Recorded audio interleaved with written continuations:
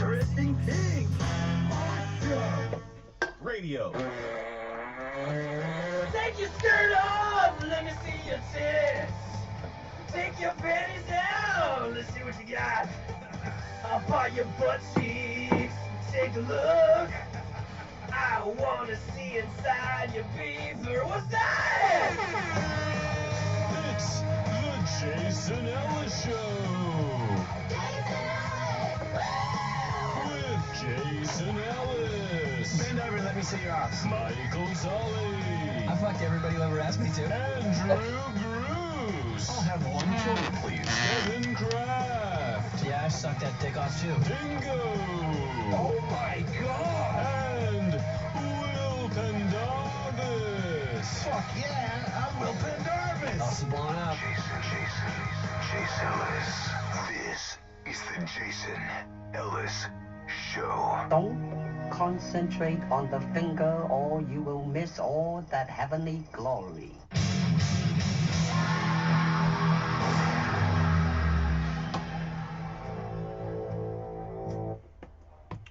Hey!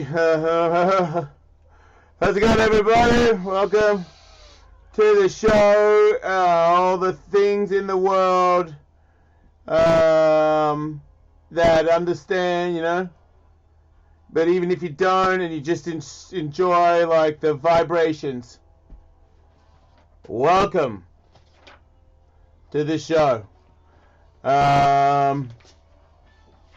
I guess I'm hairier than I've ever been in my life, and when I say I'm hairier than I've ever been in my life, I don't mean, you know, like I've got like the longest beard I've ever had or anything. I'm just saying I feel like I'm on a lot of scientific drugs, and it's squirting a lot of shit out, and it's rejuvenating me, and I believe everything that clings it all together on the outside is hair.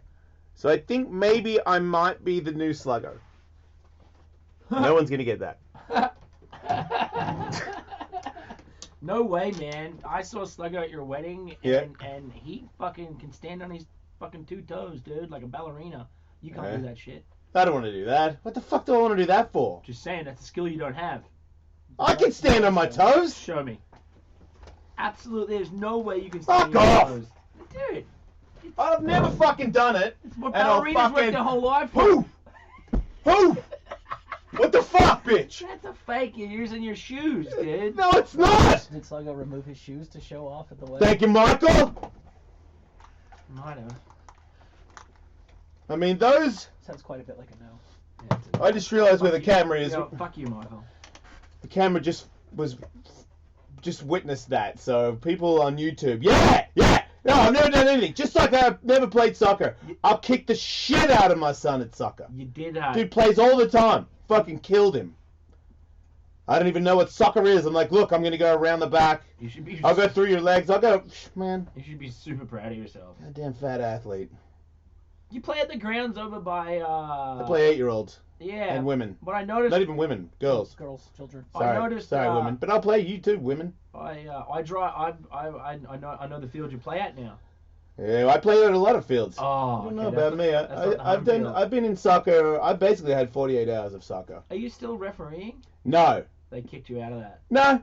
My son just doesn't want to be in the big league of jerk-offs or the super jerk-off asshole faces. He's just in the like have fun jerk-off asshole face. That's not. So they don't need me. So what's the not fun jerk-off phase? Are the kids' parents they're just happy their kids are doing? No, I did it because if I did it, then it got him into this special league where you're, you know what I mean, like where all the good kids go. I don't know. Fucking sucked.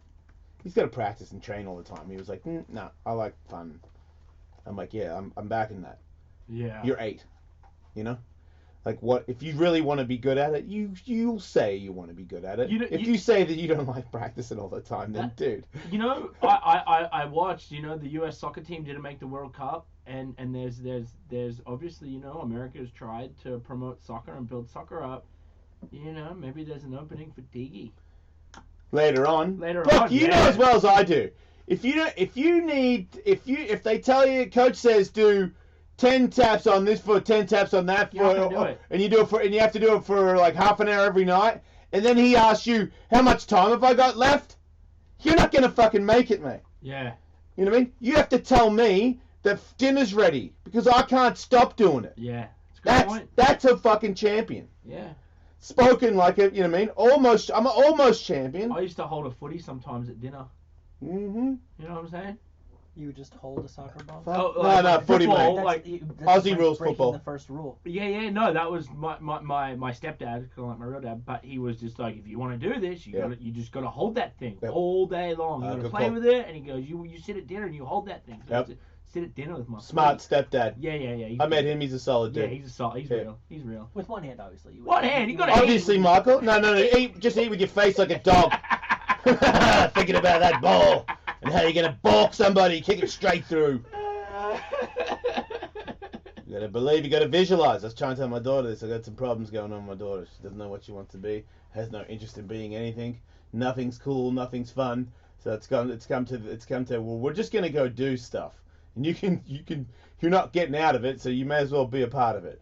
So now I'm gonna have to be, because it's not fair to be like, do you like shooting? Do you like racing cars? No, it's a girl. So now I have to, you know, I mean, I'm gonna be into Things she wants to be into. yeah. She's not into anything. So She's not into anything. No. Nothing. Singing, Singing. but not like, you know, as I said, not like come downstairs. Like she sings in the shower. It's the phone. It's the phone. It's the apps. It's the social. So she likes the apps. Let's all hold hands. Let's all talk to each other. Because you know the other thing, I will give him credit. I've said this before. I just once again had a meeting on the weekend or Friday or something. Everybody's on the phone. Nobody can do it. It takes ages before you can all hear each other. Yeah. My daughter talks to like 8 people. You can see all their faces while she's eating, whenever she wants, anywhere. Oh, she brings. Yeah, Instead of bringing her football to dinner, she brings her phone. I'm just on no. FaceTime. That's what the kids can do. This is the one thing I'll give the kids credit for. I'm lost. We can't. You have meetings all the time. Yeah, I Do you have do. Skype meetings? Yeah. How easy is it? Does it just always work? Well, not There's always a bit of drama, right? A bit of drama. And there's usually like millions, if not billions, of dollars at the table. Yes. Right. So all these people know how to run businesses. The successful people, Right. they're CEOs of, Right. of I'm talking corporate about. companies. I'm talking about a bunch of people that don't know how to wash a dish. Like my daughter can't wash her clothes. No way. In fairness, the toughest thing. I'm it trying took to me get a her long to. time. I'm trying to get her to put it in the basket Yeah. that goes down to the laundry. I can't even do that. I used to smell because I didn't wash my clothes. I got told that when I was like a Yeah. teenager over here. That's what she's doing. Yeah, well, You gotta hang out with her. I couldn't wash my clothes. She's the I didn't same. learn. Nobody taught me. It's She's- easy as I shit. want I can do it now. She's been taught several times. She just Yeah. doesn't want to. Yeah, it's weird because it's you don't want to. It's not that you can't like figure out how to put some fucking soap in a machine and then turn the machine to what you want it to. Like that's not difficult. It's the fact that you don't want to do it, so she's not going to do it. Mm.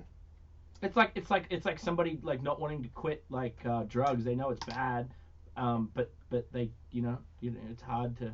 Sometimes it's hard or whatever it is. It's bad to quit. Well, that's not It's hard to bad. break that that addiction to stinking. Yeah, Is what you're saying. that's what I'm saying, Michael. It's just Such as a big, bad time. It's just as big as drugs. I tell myself today I won't stink, but man, turns out I really love stinking. Yeah, I can understand that. Some people like dirty pants. Some people don't like clean pants. I've been wearing these jeans for 2 years. Man, how old are you? They're falling apart though. Look, How old are you? 31, dog. Are you in your 30s? Yeah. Those are pretty small pants.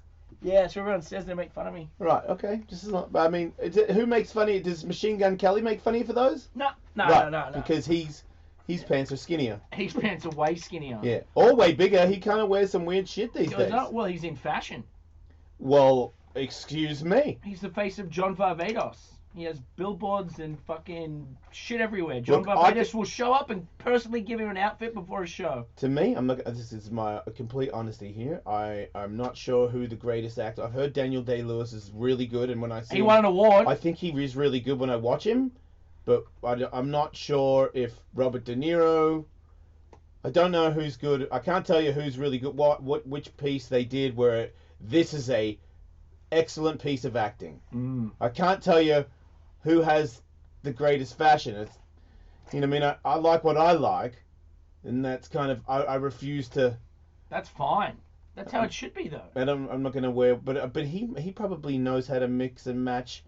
Obviously, where it is good. I mean, do you think he ever mix and matches where people go, What the For fuck? sure. And fashionistas go, man, for he's sure. a moron. For Okay. sure. Oh, okay. All the time. I thought you were like, you know, he goes to Paris and when he wears stuff, it's like, whoa, this kid really knows what he's doing. No, not at all. Not at all. I was just saying that he can wear, you know, shit that maybe won't work, and then he can also wear stuff where, like, you know, the guy that creates the famous suits is like, yeah, I'm gonna put you on all my billboards.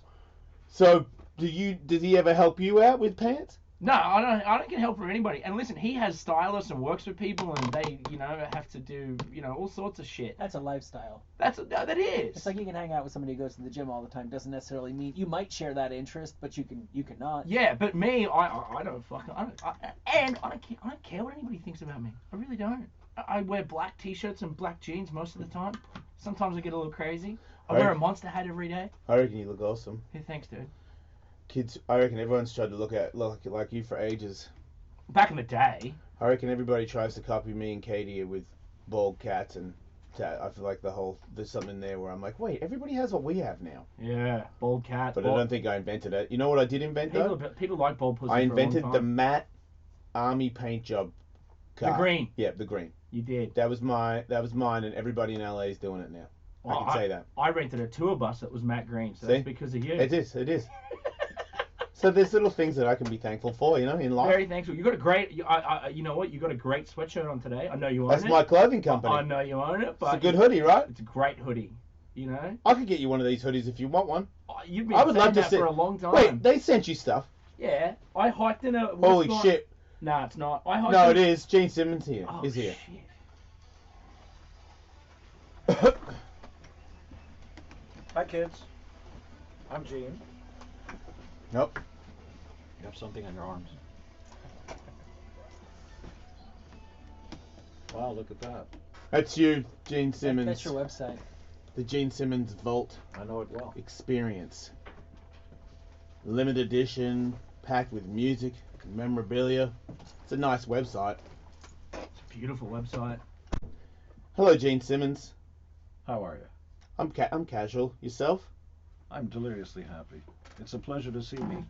Yeah, I probably a lot of people think that. I guess. What planet or country do you come from? What combination of accents are these? Mongrels are from Australia and now some sort of He's gonna be there mixed next up year. American Australian accent. I'm just trying to fit in. I got sick of trying to repeat the phone number when I ordered pizza when I came here. Yeah. So I tweak it a little bit so Americans don't go. They're like, oh, I think I understand him But most when of you the go time. back to I don't go back. I like it here. Oh, I'm sorry. Well, okay. Well, hypothetically, if you went back, Yeah. would people back home think? Well, I've sold out. I sound funny. Yep. Sounds funny. That's Mhm. right. Because Yep. I hear a sort of a hybrid. Yes, it is. It's a hybrid. Yeah, it's great. Why has nobody ever told us that? That's a word. It is. It's a word like, gymnasium. It's big. It's got Do you a go Y. to gymnasiums? Well, a they weird both word have to a say. Y as the second letter. I couldn't spell either of them. Me and him, yeah, we didn't go to You a school. big John Farnham fan? Is that what it is? Do you know fucking sick! Yeah! Ladies and gentlemen, I'm not stepping on their feet. That's an Aussie greeting. Yeah! Let him hear that again. Yeah. Fonzie. Yeah, man. Gene Simmons knows Fonzie. Yeah, That's fucking crazy. He's at the top, dude. You want to get deeper? Yeah. Angry Anderson.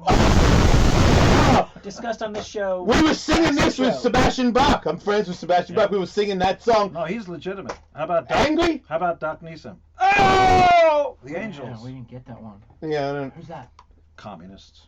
Oh. Oh, he's gonna politics. Yeah, we're Can't not. handle We're that not. stuff. Come on. Look at us. We didn't graduate high No, school. communist is like losers. He came from nowhere, I- and he came to America and made it great. He's doing way better than we are. He might actually be the starter. We might be like starter kids. I think everything we're doing is like Yeah, he invented it. I like that. Yeah. I like that a lot. What's on your head? What is that thing? I mean, It's you a can ask- wolf. You can It's a ask wolf. The same thing about me too. It's a wolf. Are you in Wolf Mother? See what I did there? I fucking hate hell. Wolf Mother. They suck. Oh, I don't hate You're him. so wrong. Yeah, see. Yeah, but you like all music. You can't, and you're Gene Simmons. You can't say they suck because then it'll be like quoted in a magazine. No, Gene Simmons said they suck. Who Actually- sucks? Who sucks? Air Supply. Yeah, good. Yeah, No, that's actually, not he's got very a good dangerous point because stab. Wolf Mother had a real Air rock and roll Supply. sound, right? Well, authentic. See? Nobody else can do that. They were able Wait, to do who that. did? Wolf Mother. I like I sound like fucking Led Zeppelin and Jimi Hendrix. Well, so what? If you're 15, You said original. But stay with me. No, I didn't. I said rock and roll. If you're 15 years old, it's a breath of fresh air. See, they don't know about Zeppelin. They're 14, 15. How about Jet? I liked Jet. Cool. Yeah. I like him. Yeah, I don't hate them. They used to do blow in our bathroom, and I resented them because they never, Okay. they never asked if they could use it. Gene Simmons did a drug. Did a drug in his life, correct? No, I've never been high or drunk in my life. Not But one it's time. Not entirely. Rock and roll your whole life, backstage, no drugs. Well, all the rest of them work for me now. You see how that works? Yeah. Yeah, but at the time, did you ever have like? Did anyone ever bump cocaine onto your shoulder or anything? And you had them like? Did you have people like keeping the drug people away from you? No, I would. You can just see a moron coming towards you and you get away. 'Cause Like a car coming at you on the street, just get out of the way. Every time I've been sober in my life and around people that do drugs, I'm like, wow, I had no idea how fucking stupid you all are. And you did like, just years and years of sitting next to stupid people. How old are you? 46. 46. You've been high and drunk, I would imagine. Yeah. Okay. Woo. Put your hand in front of your face. Yeah. Wait. Okay. Is mine shaking? No. Is yours? No. A little bit. What about mine? Because Gene Simmons is in the Oh, there's presence. no hope for you. Wait, are you shaking? But I think you're going to be popular in jail, I have a feeling. Oh, thanks, Gene. I appreciate Well, that. you don't want to be alone. No. I'm glad you asked me here. I see you've got Gene Simmons Vault experience. If folks go to genesimmonsvault.com, there's only a few thousand around the world. And what happens is if you want one, you've got to go to genesimmonsvault.com. I will hand deliver this. Yes, I'll go to Melbourne. I'll go to the Gold Coast. I will hand deliver these vaults. Anywhere in the world. Except for one place. If there's one fan in Antarctica, and I said it correctly, I'm not going there. It's fair. I'm not going to Antarctica. You probably got a fan there. But For sure you do. At least one, because there are 3 people there. Or a hater, one of the two. But literally, I can afford to go around the world, and I will, and I will hand deliver these. And people getting the few that are left before Christmas, I will call you on the phone. I kind of want one. Okay. He's not going to give it to you. No, I'll buy it. He's not going to You sell gotta it go to you. genesimmonsvault.com. What are you, What's deaf? what's the damage on something like this? They cost $2,000. Gene. The other thing is that when I come to you, I pay for flights, hotels, insurance, security. That's all my cost. The vault is 3 feet high, 38 pounds, contains 150 never before released tracks that include 3 Bob Dylan, Gene Simmons written songs from 18 years ago, never before released. Where'd you... Including Bob and I writing the songs, Van Halen brothers and Gene as a power trio on 3 songs. You want to ask me questions? Go ahead. You did a song with Bob Dylan. You didn't 3. but you didn't, and you just kept them. No one's heard it. No one's heard 150 of these, going back 50 years. Was it a shit song? Why would you not show everybody that you and the Bob Dylan song? Maybe I can play a little bit. What? Let's see. We'll go to. He's got the new iPhone too. Well, you can go and get snippets of it by going to genesimmonsvault.com. I got a snippet of me and Sebastian Bach singing Angry Anderson. He doesn't want to say it, but he's appreciated of it. Just saying, he's a musician. You know? Music montage. I'll let you hear it. I'll hear it. I'll listen. Music montage. Here we go. His Ready? friend listens to him. He does. Wow. He's pretty good with technology. Okay, hold on. No, he found it. He's got it down silent. He's hang up. I respect that. You're doing radio. You potted it down.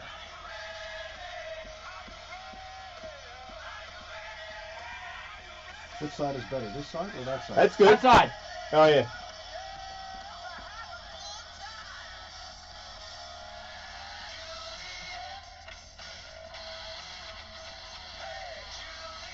Wait, you and Bob Dylan wrote this? Not yet. Oh, I'll tell you what. tell me when. Yeah. This shit's funky.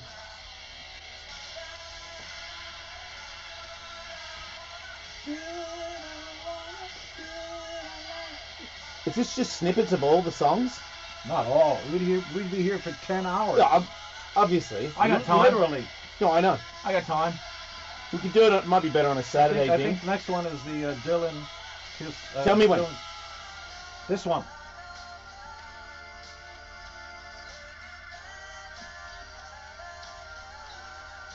What's he saying? What's he? It's me. What are you saying? Na na na na na na. What did Bob Dylan write? He and I wrote this song. He wrote the musical This was the part. Van Halen brothers and I. Just you and them. That's it. Now, is that back when you produced them, or is that later in the day? 1978. Right. Just found them. They went off to do their album. We went off to Japan to tour. And then when I came back at midnight or so, I called them. In those days, you could do that. Yeah. And they were kind enough to jump in the studio and just do it as a trio. So you didn't really plan on. Did you plan on putting these in a vault? No. Freaking No. So you just wanted to jam with you were like, these guys are cool, and they wanted to jam, and you Well, and it's you hit not record. that. I constantly write songs like people who write diaries. You know, here's what I did today, here's what I think. And music, the songs I've written are really the soundtracks of my life. Yeah. The way anything you do are really just bits and pieces of where you are and who you're around. So the 150 songs that are in the GeneSimmonsVault.com box set, largest of all time, Yep. are really just songs that I've written in the last 50 years, from 1966, when I wrote the very first song I ever wrote, until 2016. Huh. Do you have a different writing style? Has it changed? Has it evolved? Do you take bits and But pieces I have from no- these new people, or do you not appreciate the new era? I have no style, and I don't have a process. I can play keyboards and guitar and bass and drums and all that stuff, but depending on what I start to play with is why some of the stuff can be Beatlesque or Baroque. There's some stuff that have some strings in it. There's some real heavy riff stuff. There's just no. That's I right. don't have a process. I mean, Angus Yes. can sit down, start strumming those A, G, D chords, and you know it's going to be a AC/DC song. Correct. I don't have, and Page would sit down, start to do a riff. You go, that's Zeppelin. I don't have a style. What about- It just comes out. It sounds like you're kind of like a Stevie Wonder, a little bit of a white Stevie Wonder. Do you know Stevie Wonder, and did you know that he could see the entire time? I produced Stevie Wonder. Did he tell you that he could see you back then? Because I believe that he could always see. You know that he now is telling people he can see. You know Are this, you right? now, or have you ever been a member of the Communist Party? You. Are you dodging a question right now? I'm You saying- know he could see. No, he can't. You're out of your He mind. can see. Seems like you can see a tiny little bit. You're obviously not paying We attention. have this theory that almost blind little Stevie Wonder didn't have that much of a ring to it. I'm just saying, when you get to your 70 and all of a sudden your eyes get better, I find that as a 46-year-old who is slowly now kicking into wearing glasses, no, man. I think you're all on crack, but I think it's very becoming. Becoming what? I don't know, but it is. Look, it works for me, and your shit works for you, and you've enhanced yourself, and that's working out, and like this is what I've got. Maybe you're right. You're not allowed to talk. You just. I've been talking the whole time. I'm just checking because you're quiet. I'm like. You're holding yourself in that peculiar way, so I don't know. I thought you are used to celebrities. Are you guys? Why are you weird about Gene Simmons? Is it because you're like Ozzy Osbourne's best buddy? And No, absolutely not. I'm there some a sort big of weird fan, thing and I've been there? trying to think. I was at the show you did in What like kind 2000. of accent is that? It's Australian. It is- No, it's not. He's got a weird one too. You do. It's hybrid. You do. Yeah. I'm only 30. I'm only 30, and I've been here since I was 14. 13 and 14. Yeah. And so It's Sometimes hybrid. if I order 13 wings, I So get you're- 30. So you're from different cities. No, same city. Yeah. Nah, I would say. Well, it's not Melbourne. Melbourne, yeah. It He's is, from mate. the end of Yeah. the train line. I I'm from heard- Frankston, the end of the train line. I heard the Melbourne thing, but it's such a Fucking hybrid thing. We've never met, right? No. But I hear Melbourne. It's different than Sydney. Yeah, fuck Sydney. Yeah. Somebody from Sydney wouldn't say, yeah. But I was trying to think. I was at your last show at the Forum. It might not have been your last, but it was like 2013 or 14, and that's what I've been trying to figure out. I don't know. Yeah. We've done thousands of shows. And I know. I took like 300 pictures. You don't sleep with tons of people anymore, do you? No. Right. You never it's kind of like you were like a Ted Nugent with no guns. You did no drugs, but you did a lot of women. Because you had to have one thing, right? Well, you're talking about it as a negative. It just. I'm not talking about it as a negative. He loves that stuff. It just happened. I'm Gene Simmons light. I'm uneducated, Or dead. less attractive, Gene Simmons light. How's the appendage? Let's see it. What's my The dick? Oral appendage.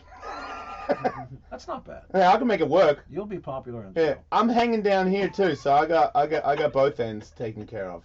That's what I'm afraid of. It's a little. That's what she said. I think I just threw up in my mouth. Well, I wasn't coming at you. I was just saying, you know what I mean? I'm trying to relate, man. Like, you're a woman. You've been a womanizer in the past. Nothing wrong with it. Have you stopped? Because you know what I mean? I want to know what happens to me when I'm Gene Simmons light. Yeah. So when I become where you are in your life, obviously it's not going to be the same. It's going to be Gene Simmons light. Right. I can't stop wanting to have sex with women. Does it end, Gene Simmons? Well, there's always farm Heavy. animals. You are now into farm animals? Grilled. Right. You eat more than You're you not fuck vegan. now. You're not vegan. Is that why you got a restaurant? Is Paul annoying? Certainly not. Not at all. Never been. He's the best partner you can hope to have. Oh my God. Are you good at poker? Fuck yeah, he's good at poker. What's her name? See what I did there? Yeah. He owns a women's football league, for God's sake. Oh yeah. And he's You don't- killing it. you don't- Do you watch that? No, I don't do Right, anything. I'm right. a loser and I stay at home and watch. Wait, are you coming at me because I don't own a football team? Coming at me? Yeah, coming at me. Coming at ya. What does that mean? I feel like you're coming at me. Coming at like what? Yeah. Aggro? Yeah. No. Attacking. Are you attacking me for not having a football team? Yes. Because if I had a He owns football, he owns a league. that's fair enough. He owns a league. I open that. You know, I mean, you could at You least know, get into for- highlight. Come on. for a day and a half, I owned the Carlton Blues. Ooh, shit. He Fucking He got fucking you there, hit us dude. hard, right? He's Yeah. more Australian than I we know, are. what the fuck? Carlton Blues. Yeah. Did you really? Yeah, Jeez. it's called flipping. You suck. And I mean that in a nice way, you know what I mean? Yeah, I know. Like, fuck. He owned Carlton. Yeah, that's gnarly. That's as long as you Well, the want to Blues- own Carlton. Well, the Blues. The football team. Yeah. You think we don't know? Well, it's not called. It's not a football. You're playing soccer. No, No, we're we're not playing not. soccer. I understand. Look, when I went to England and I played at the national, I He's sang. changing. He's getting the phone No, out I'm again. gonna show you. You can read Can it show off. you playing soccer? I'm a better athlete than you, I know that. I'm sure you are. Don't play soccer against me. Don't play soccer again. Okay, so I went to England, hmm and at the behest of the You own a soccer team there? Or you I bought do it for a not. day?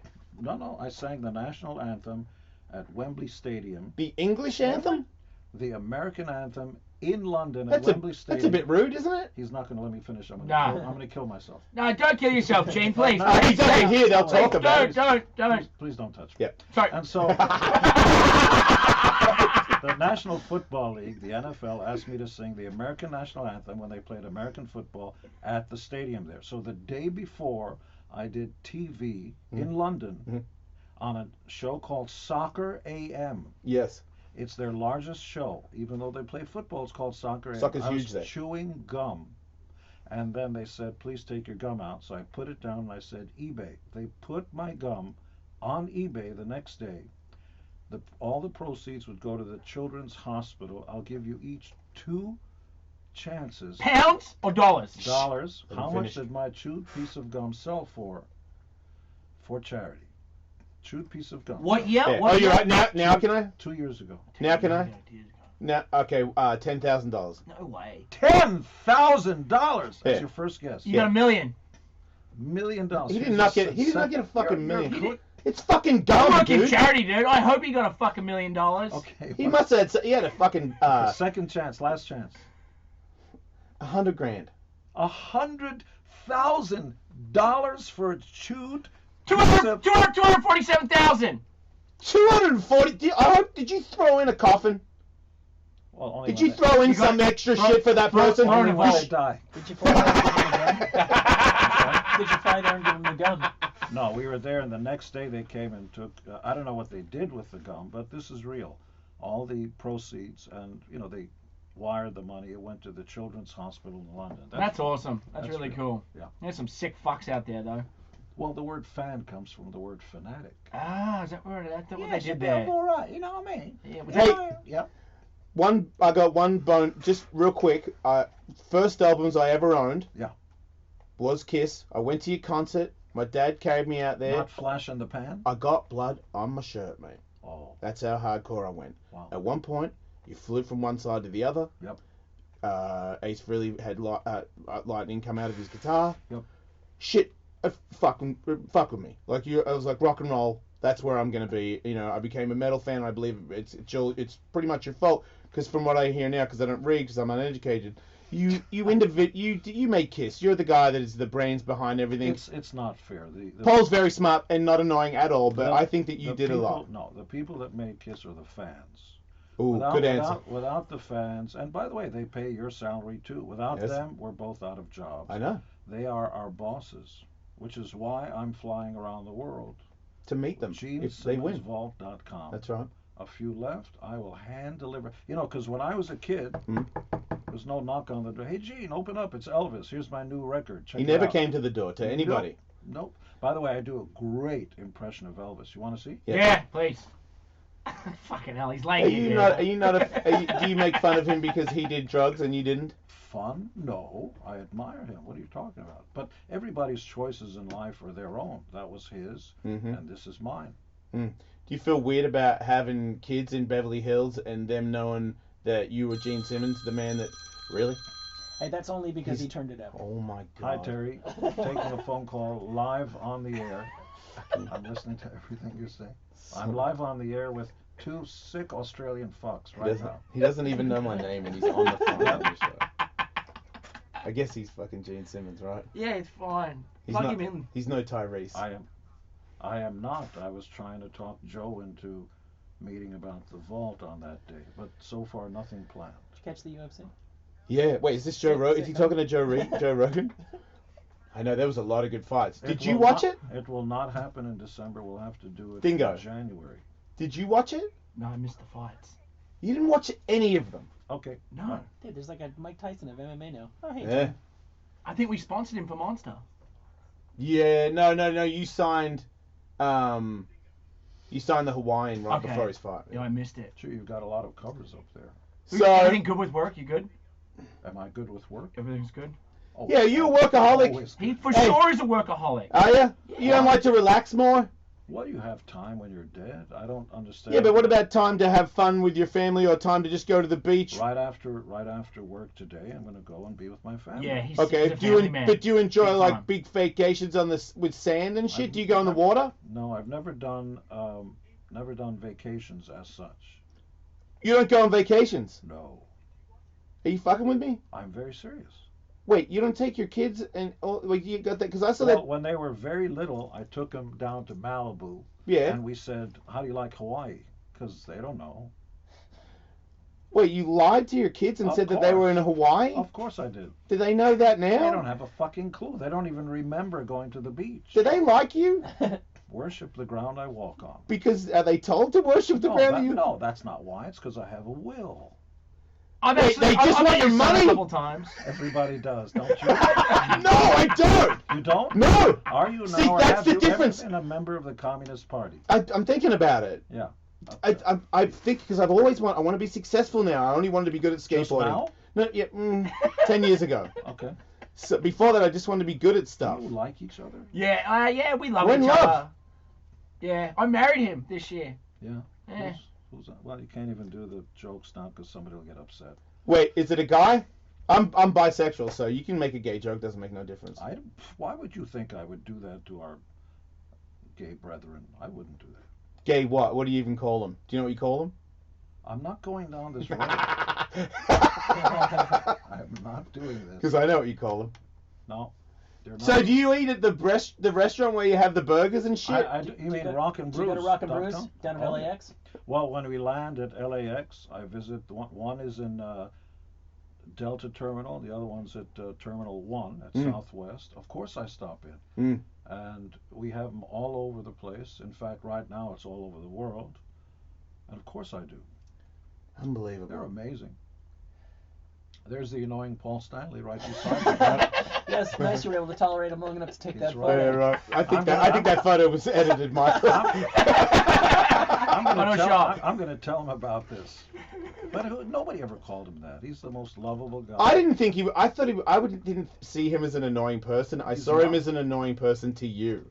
Not at all. It's the other way around. You're annoying to him? Oh yes. See, I also believe that. I believe you would both be annoying to each other because you both seem like are complete opposites. We are complete opposites That of have- the same coin. Right. We both share work ethic. We both respect each other. Blah, Okay. blah, blah. But if anybody's annoying to anybody, I annoy him. He doesn't annoy me at all. Was Ace annoying because he was losing the plot? Did that ever bum you out? Yeah. Whenever if you're playing footy, as you say, football, you pass the ball to your teammate, and when they don't get it, across the goal line, the whole team loses. You can't just go, "Oh, I'm sorry, I messed up." You're sorry you messed up. You kill the whole team. So the idea of all for one for all, you got to carry the load, and if you don't, that certainly is annoying. Was it harder for you to understand as a person that is sober that because obviously he had a lot of problems that maybe he didn't tend to or something? Because it seems like back then there was no therapy or anything. Well, It that's was nonsense. all therapy is nonsense. No, just the idea, going into it. It's not like, oh, I didn't know that taking drugs could be addictive. I didn't know smoking is going to give me cancer. It's all bullshit. So you blame him entirely for his addiction. Everybody makes life decisions, and they're your responsibility. You're not born with a cigarette in your mouth. Yeah. You decide to go and do that. Did you ever try to get him help as a team? We spoke about it often.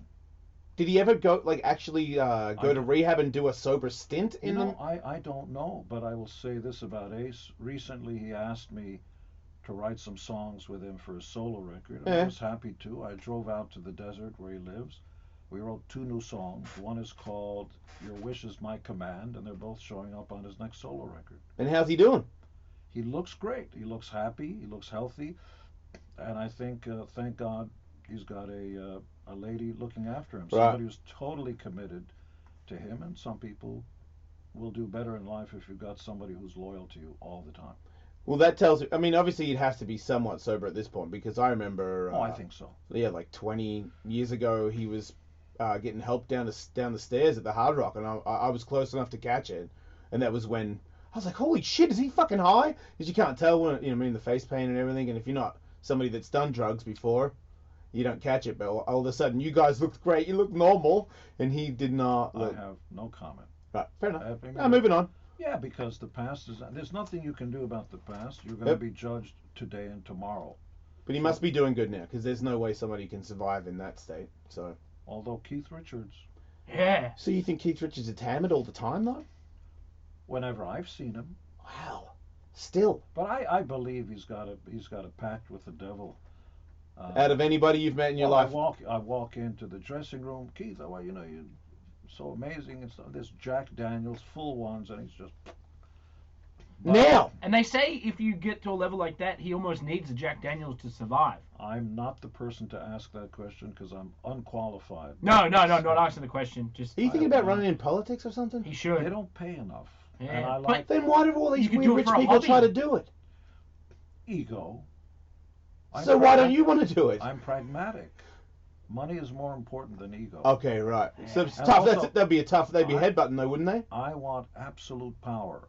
Democracy is wonderful, probably the best thing we've had so far, but very messy. Whereas, just give me 6 months of absolute power. Watch me change society. What would you do? Well, Would the gays be okay? Oh yeah. Okay, good.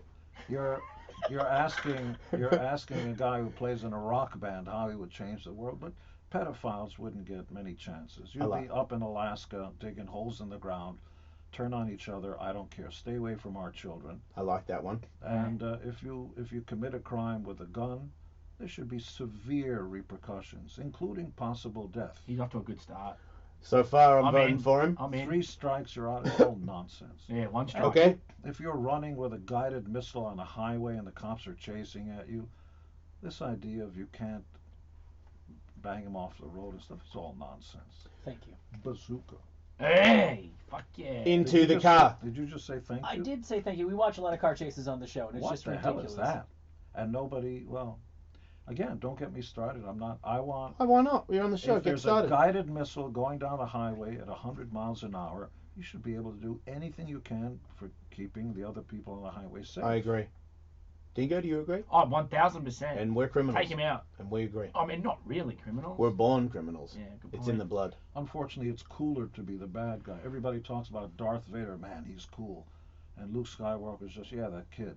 I mean, we're designed that way. Mobsters and Jesse James and all that. The bad guys are the cool guys. The good guys are just, oh, here comes that guy. Yeah. Yeah. I mean, Ned Kelly is cool. He is. Gene, I had a question He about... was a very mean person, though. Oh, you think so? Yes. Your speaking engagements. What do you talk about? My journey. Yep. I wasn't born Gene Simmons. I literally invented myself. I was born in another country, spoke another language, with another name and all that. And anything is possible. So I do speaking engagements, and you don't have video here, so I can't show it to you. But corporate, and because in school, I used to teach sixth grade as well. In school, you didn't learn anything about how to enjoy life. You don't know what capitalism is. You don't know what a mortgage is, how I pay taxes, get a balanced budget, should I get married or not get married? Because life is business and business in life. And so now here's back to the book on power. They're like the cliff notes of what you need to get by. Yeah. It's your responsibility to learn information, language skills, be at the right place at the right time, and stop hanging out with losers. Yeah. Hang out with people who are more successful. I don't know what you're doing with him. I know. I'm leaving with you. Okay. Wait. Be with better looking people, Man. smarter people, but yes. I'm pretty successful. He doesn't like you. He fucking loves me. You do? I do. We're They're like the brothers. closest. Yeah, They're he's like brothers, and all the antagonism that suggests. All right. he's the closest thing Well, I've got to family here. Outside you said he was an asshole. I did, but you weren't supposed to tell him. He that. was in here when you came in. I lied. Man. He wants to take me. I know, right? He's trying to separate it. It's because you heard the Aussie thing. He wants to pull you away from Aussie. No, I thought when I saw that you were speaking, and I thought you're like, fuck, you have lived and come from nothing and created an empire time and time and time again. But and I here's, thought but you would here's be... the thing. Here's the thing. Because all the knowledge of mankind, and that's correct, it's not politically correct language, but it's accurate. It is mankind's knowledge, because up until recently, women were not allowed in any power. So everything, architecture, space, technology, everything is mankind. So everything in mankind's knowledge is right there in the tip of your own hand. Siri, she will work for free. Anything you want to learn is right there. The rest is up to you. How are you, Gene Simmons, with women's rights? Are you okay with that since that's come in? Are you cool with them? Not only that, but they should get a better than equal chance, and I'll tell you why. Because you want to get laid more. No, I'm married. Happily married. No, He I'm said that married. he had sex with other people all the time. No, he Long didn't. time. He's always said No, it. no. And I don't even reckon that's true. Because she said if that was true, he'd have no dick. That's what she said. That he would cut his dick off. You know that that's why I thought you didn't like it. I don't know what. So the real answer is that they're more qualified to lead countries, and I'll tell you why. Maybe you'll agree. They don't have testosterone in their system, that chemical that makes us compete, be aggressive, and fight. Go to any bar, people who are knocking themselves out and getting far, they're guys. The girls get drunk and then they fall down. Mm-hmm. So my sense is there'd be far less wars. Now there'd be a lot more talking, but far less wars. That's one. That's good for Earth. I agree. They know what life means because they give birth. We don't. We Okay. may not be tuned in to the value of life. Women are. So I think mostly the countries, certainly the large countries on Earth, should be ruled by women. But why do they get more money? Because Well, that's the thing you The brought more up. qualified you are. Oh no, I don't mean that. Oh, I mean politically a better chance at access to power. okay. And then what you do is, if the better you are at something, the more money you should get paid. But it's been proven over and over again that women access in Western culture, of course in Iran and Africa and other places you don't get the same thing, but women make about 70% for the same job that a guy will make. Well, that's not fair. That is completely No, not fair. absolutely not. I mean, 9 times out of 10, they're more attractive too. Yeah. You can't say that anymore. I'm sorry. Nobody listens to our show, Oh. so I can say whatever I Well, want. why am I A few here? places. Because somebody fucked up. Is this heard in Australia? No one's Oh, listening. hell, I wanted to reach Australia. I don't know. You might have to go live on What fucking about Instagram. What about Kylie Minogue? I don't. Listens. I would do her. I'm gonna have Did the you do sister her once. back in the day when you were allowed to do people? Danny. I would do Lenny Kravitz, who she Yeah, went me out too. with. He was good looking. Yeah, that'd be. I think they went out for a second. Yeah, Lenny got They did? everyone.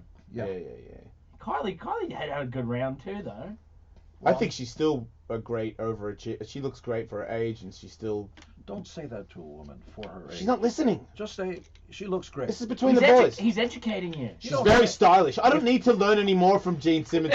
That's the difference between me and him. I want to start. I don't want to keep going because I know people. I know tons of Gene Simmons light, and they're never satisfied because they just keep going.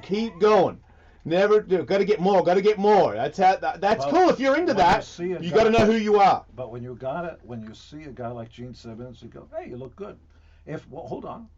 Didn't say and then that. if it's a woman, you go, oh, you look good for your age. No, I did not. No way. You just said it. If you weren't here, I would say he looks pretty good for his age.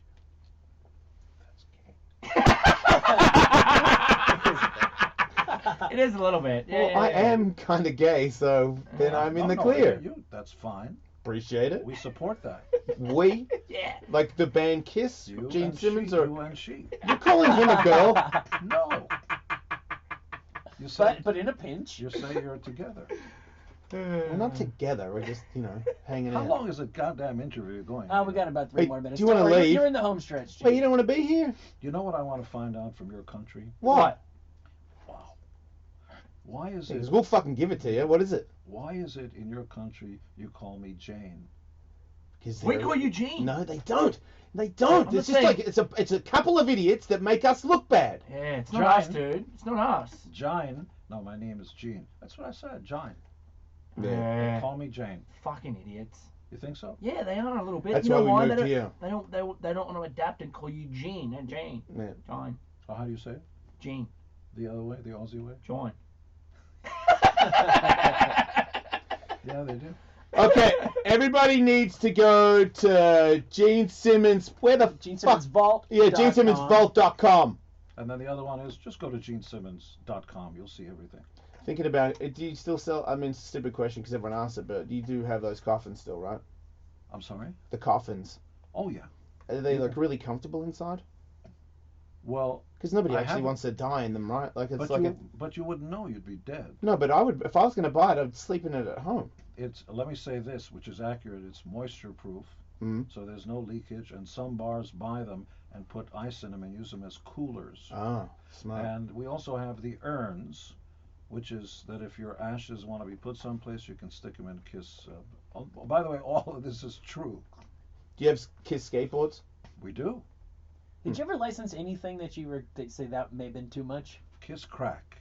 Now I found that to be the greatest crack. Oh my God! He knew the bell. He found the bell. God, you hit your own bell, and he knows. Wow. The interview's over. He just fucking belled himself. All right. Thanks for being on the show. It was a pleasure to see me. I do agree. We agree. Have you always been like that? Like you always said that you kind of like a smart ass egotistical maniac, or did you wait? Or did you wait for a certain level before you flicked the asshole switch? No, I truly believe when I was born, the doctor said, "What an asshole!" Right away. And you just rolled with it ever since then. You had a gift. I knew I had the goods because he pulled me out by the wrong appendage, and then I ruled. Right. Look, if anyone wants to hear more of the Gene Simmons show, you're going to have to follow him. Thank you for not calling me Jane. We'll be back, everybody. Now get out. Thanks, dude. Cool.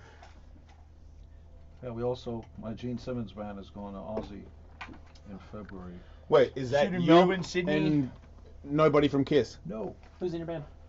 You wouldn't know him. No. You don't obviously paint up, no? No, just like that. That's cool. Are they allowed to say that their names? That's no matter because everybody's going to say who. Do they have makeup on? No. Here, let me show you. Tom. Okay, that's seas of people. That's Monterrey, Mexico. This is as we're walking out. It's just us and without anybody.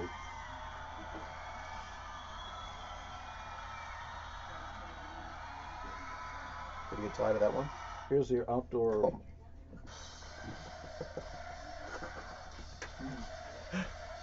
I'm not going to touch it. Let's take a photo. Cool. I feel like I know your band is though.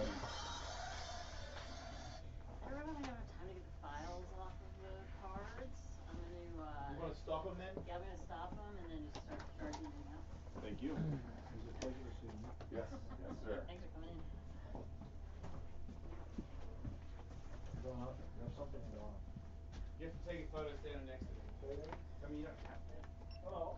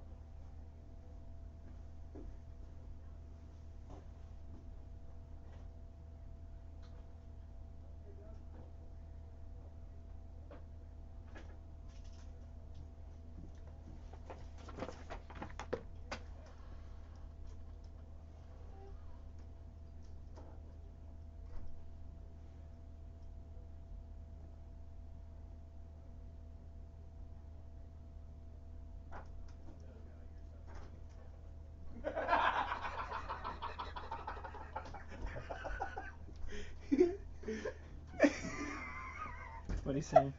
Doug goes, Gene, I'm Doug, your son's a huge fan. So sweet. I gotta remember that one. I know he said it was true, but I don't fucking care. I'm just gonna say that to people. It's a good one. So live read, then we'll get Doug in. Yep. And we have him for an hour? Yep.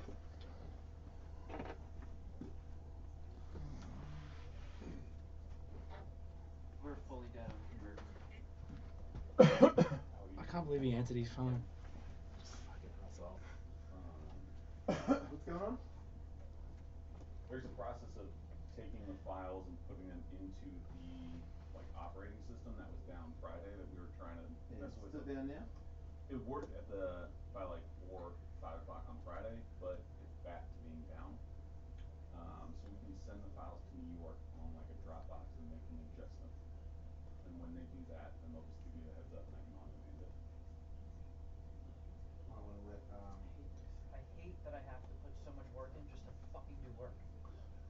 It's absurd. Wish I was recording that. It was pretty deep, huh? Yeah. Yeah. Oh, hey, Will. Hello. How are you? See you over there before earlier.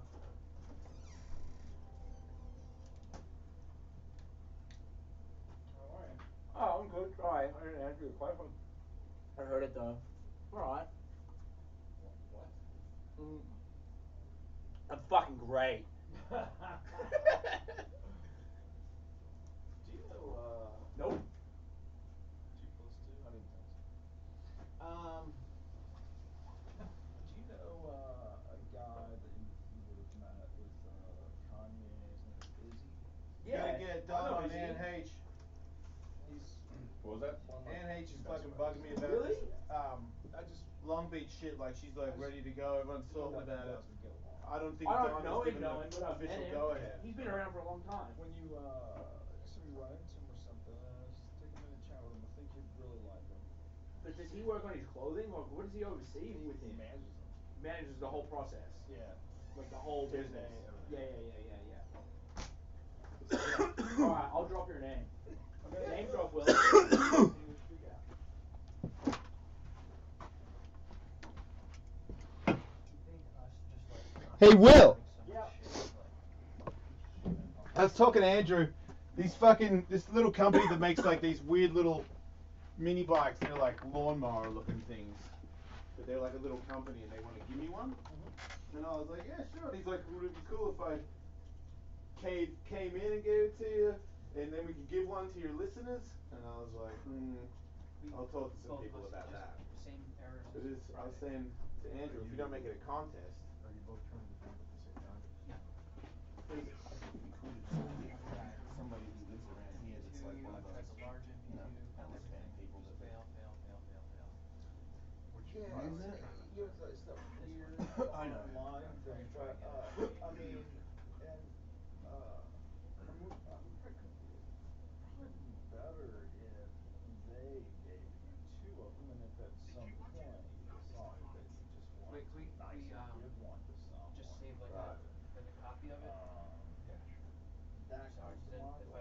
like this one it, the charity same thing issues is as really yesterday? high. It did get really high over the weekend. It did? Yeah. Well, then that would be. Did it really? Yeah. For That's Bitcoin? the problem. $4,500 right Dude, now. that's what Which is do. good. Have a guy come in and give to the charity guy and say, hey man, because it was so high, here you go. The only thing is that the charity is likely somebody that flies in. So Right. maybe the bike guy Okay, could send so it to Jason them. keeps the one they present to him, and they mail off the other one to that guy. You could do that. We're not talking about Bitcoin? But What it did would you be- say? Maybe. Did you just say Bitcoin? Yeah, I said I thought we were out there talking about Bitcoin. I came to join the conversation. Yeah, I would not be in that conversation. Yeah, I pretty much sat out that conversation entirely. That was really happening? Bitcoin, I mean, just that people are talking about it. It's massive. You know. Tony, your buddy Tony Hawk is like put a bunch of money in there. Yeah. And then the Winklevoss twins, the guys that created Facebook but didn't, they ended up getting like $1 billion out of it. But they put in a lot of money. So. That's why they should give it to the person. The charity thing is like you have to deduct up to a certain They can amount. figure out their own fucking taxes. I don't care about that. I just don't know if the charity organization.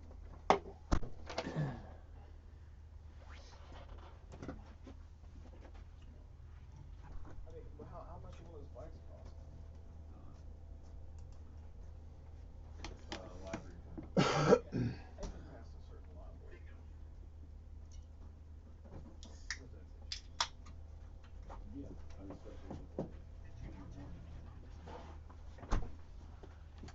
Trying to choose some little.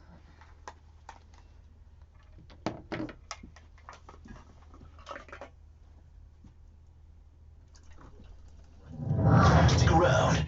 More with Jason Ellis right after this. If you're like most people, you still have no clue what to get anyone for the holidays. Nest wants to make the holidays easier for you. Right now, buy any Nest product over $99 and get a Google Home Mini for free. That's right. Any Nest product purchase over $100 will get you a Google Home Mini at no extra cost. Google Home Mini is a voice-activated speaker with a Google Assistant built in. They say it helps you get answers, manage your day, and get hands-free help around the house. You can ask if you want if you want your flight on time. To add eggnog to your shopping list. Nest products Google Assist work together to control your smart home. So you can say things like, make it warmer. And your Google Assistant will turn up your Nest thermostat. No need to hurry through because this offer ends you need to hurry. Sorry, my bad. Because it ends December 31st. Go to Nest.com or visit Nest at Best Buy, Target, or Home Depot with Nest or Google Home Mini. The holidays just got a mini bit better.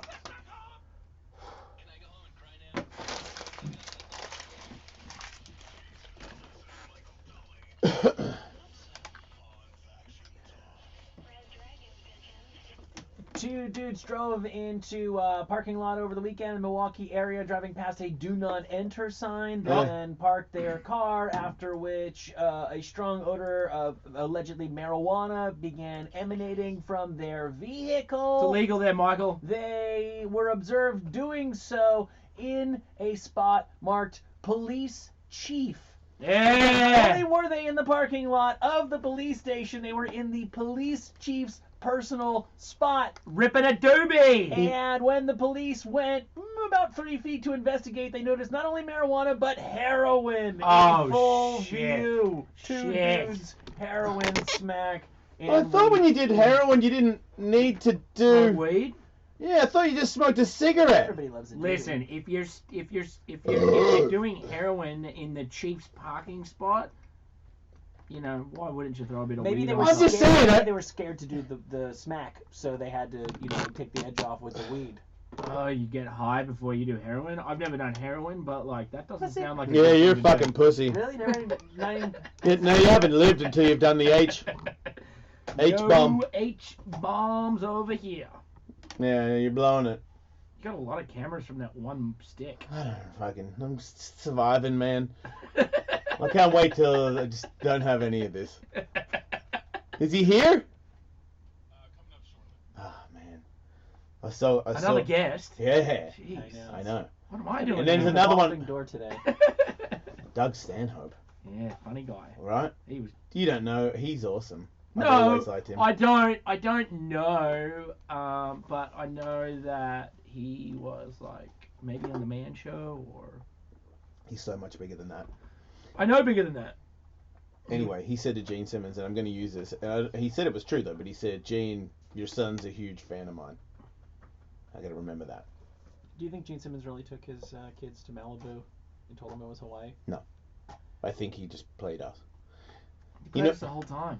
You never know. You never know with him. I mean, he's. He answered his phone. I know. Called me a she. I wanted to end it. I can't, and I don't care anymore. Oh, It's weird no. how that happened. But you know what's funny is he got done and then he was still in here like another 5 minutes showing us videos. It's like he's just doing his thing. Yeah, I don't think that act is like created equal. Some people, it's part of the shtick. Yeah, he it's owns like the asshole thing. And yeah. It's like, oh, here for my next asshole move, I will take this phone call. Yeah, no, it's just he continuously does it. It's like if it's something like goes wrong and they don't want to be here, they get done and they leave, or they leave early. He was No, he didn't want to go anywhere. joked about it and then didn't want to go anywhere. Pulled his phone back out and started showing us videos. He invited you to talk about his hair, which there were a lot of different topics going around in a lot of haphazard directions. You did not take him up on that, but I think we can feel free to speculate about it since he... Speculate? I saw him scratch it off the side of his head. What do you mean? I said speculate. I saw him scratch it off the side of his head. He scratched his head and the whole thing moved off the side. Like, yeah, that's why he doesn't like to be what the fuck are we talking that's about why he doesn't here? like to be touched. I just think it's crazy that he didn't get. Like, you know what I mean? I got a better one than him. A better wig. Man, my wig looks way Well, realer. the wig thing you don't care, but he addressed it, and of course it is. I could. Yeah, it's wild. Yeah. Just saying, it's weird. Maybe he just really loves that one. He doesn't want to let it go. But you think you get a new one?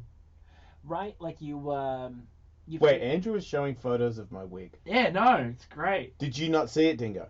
No, I've seen that wig. Alright. I haven't seen that picture with you or Haley Baldwin though. That's a good picture. Yeah. I watched. Man, you... I watched the show. What? Are you going to He come at says- me? Drop No. the mic. No, I'm coming at Dingo. What? Oh, that picture of you with Haley Baldwin. The picture where you are flanked by Haley Baldwin and Method Man. Like, I feel like I would say, oh, that picture of you with Method Man. Well, I'm really close with her. Oh, okay. I'm really close with Well, her then- cousin and her That's- family, so it's not like, yeah, listen, I love Method Man. I think Method Man is fucking legit as fuck. I'm not saying that. I'm just saying there's like a friend. Of, Yeah. like, you know what I'm saying? That's Yeah, he's why- super close with the Baldwins, Michael. I take back everything I was going to say. Yeah. Don't We don't drill me, understand. dude. Yeah, He did come at you for that, right? he's allowed to though. I love him. You know. Yeah. He usually They'll gets love me. you in prison. What is that? I know, I think we're that not- one's just been working for a couple decades. So. The prison one, it's because he doesn't take drugs and he never gets in trouble. It's like, you know, it's true. We do get in trouble. I've been in trouble. You've been in trouble. Michael, even you've been in trouble. Yeah, we're not felons, I'm though. in a couple holding cells. We're not You've probably felons. been in more holding cells than I have. I've got a court date. Touch wood. Yeah, I've been but lucky. that's there. to argue a parking ticket. An incomplete stop at a stop sign. sorry. To argue a stop. Yeah. Did you stop? Well, it's complicated. But you're just gonna take it up. I believe Michael's in the right. Yeah. Well, you know what? The best part is the cop probably won't show up. That's why you fight that shit. I know. I've heard that. No, he won't. I've heard that. Here's the problem. The problem is I'm bluffing a little bit because I did try to fight another thing very recently, and they gave me a court date, and it was during showtime, and I can't miss a show because I'm fighting a stop sign. So I will ask for a court date, but I'm actually bluffing unless it happens to be in the morning. I just want them to, and then I'm there. I just threatened somebody with small claims court. I'm like who's the most sue happy person in the world? Like I'm why? I'm like the 99-cent store version of that person. Why are you so bored right now? I'm not. I just believe in justice. Oh man, So goddamn that is not. committed to justice. Look, dude, if I do something wrong, like I got one because I didn't come to a complete stop, and the automatic camera thing got me. The camera got you? Yeah, which is, fuck. I know. That's bullshit. No policeman on earth would have given me a ticket, but the camera got me because I What was camera? Culver City's crawling with him, dude. So. Yo, I did the crime and I paid the fine. Okay. So it took you. It It took a picture of you, or it just shows you kind of stopped. You can see me clearly in the photo with me like craning my head around to the side, like. I heard you don't have to pay those. No, that is an urban legend. Okay. You didn't have to pay them, and then they changed it back to you do have to pay them. Well, yeah. So watch out on the whole not paying them anymore. What That's it was bad. is for a while they couldn't make them stick because they couldn't get a clear enough photo to prove that even if it was your car that it was you driving. Yeah. And I got the photo. And Culver City's calling me right now. Is that weird? they're Yeah, because you're trying to talking give us a shit. ticket. I'm not answering that. To fucking run a stop sign. Fucking bullshit. I just want to beat the charges down to not a moving violation. Yeah. Fighting for my right to pay low car Fight for insurance. your right, Michael. You deserve it, dude.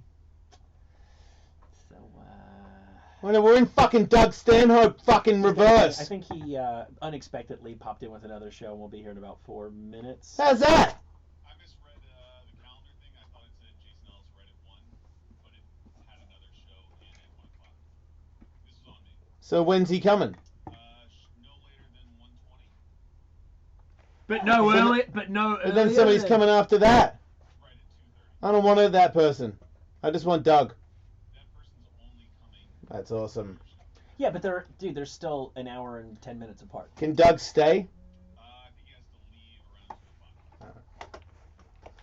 In other news, did you ever get a henna tattoo, Dingo? No. This is fucking funny. Listen to this. Hang on. What's the henna tattoo? Wait, you don't know what that is? Well, I think. So you put that pussy shit on your hand. But it girls rubs take off. spells. Yeah. Yeah. I But was just checking, dude. What? I was just checking. Okay, well, yeah, that's what it is. You were right. It's temporary, but it's not a temporary tattoo. Temporary tattoos, you put like some rubbing alcohol, they come right off. Henna tattoos, I think, last a couple of weeks, usually, and they Okay. always turn that Ooh. same like red-brown. I like that red brown.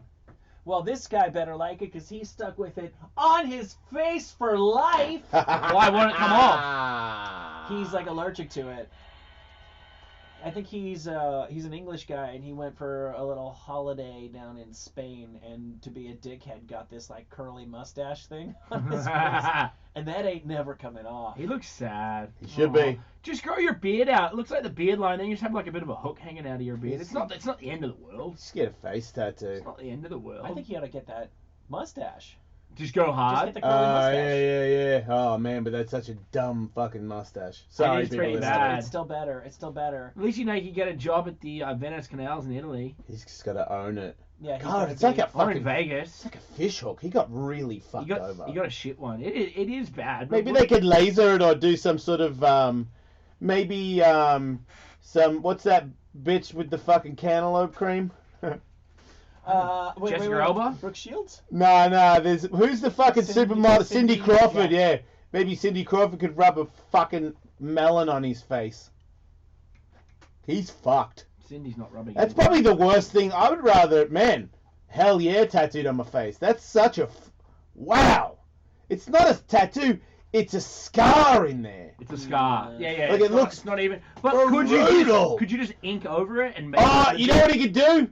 He could grow a beard. That's what I've already said that. Yeah, but it might. That one bit might be hanging over The though. hook. Yeah, It's just not- the hook's out. Yeah, the curly part of the mustache it literally just goes along just above the line of where his beard ends at the bottom of his cheek, and then the curl to the top begins even further north of that. That's going to be a tough one. I had a buddy who did a flaming shot that he missed his mouth, and he had for a while like one half of his face looked like the Joker. Yeah. Oh, cool. So he looked like Wow. And it went away though. It did go away. he looked like Jose Aldo. Yes, he did. He Cool. did. Why would you throw a flame to your fucking mouth? Did like you see that? Jose Aldo get beat up? I missed it. Man, that was probably the greatest fights I've ever seen in my life. Really? Yeah. Did we watch a Yancey's fight fucking last fight.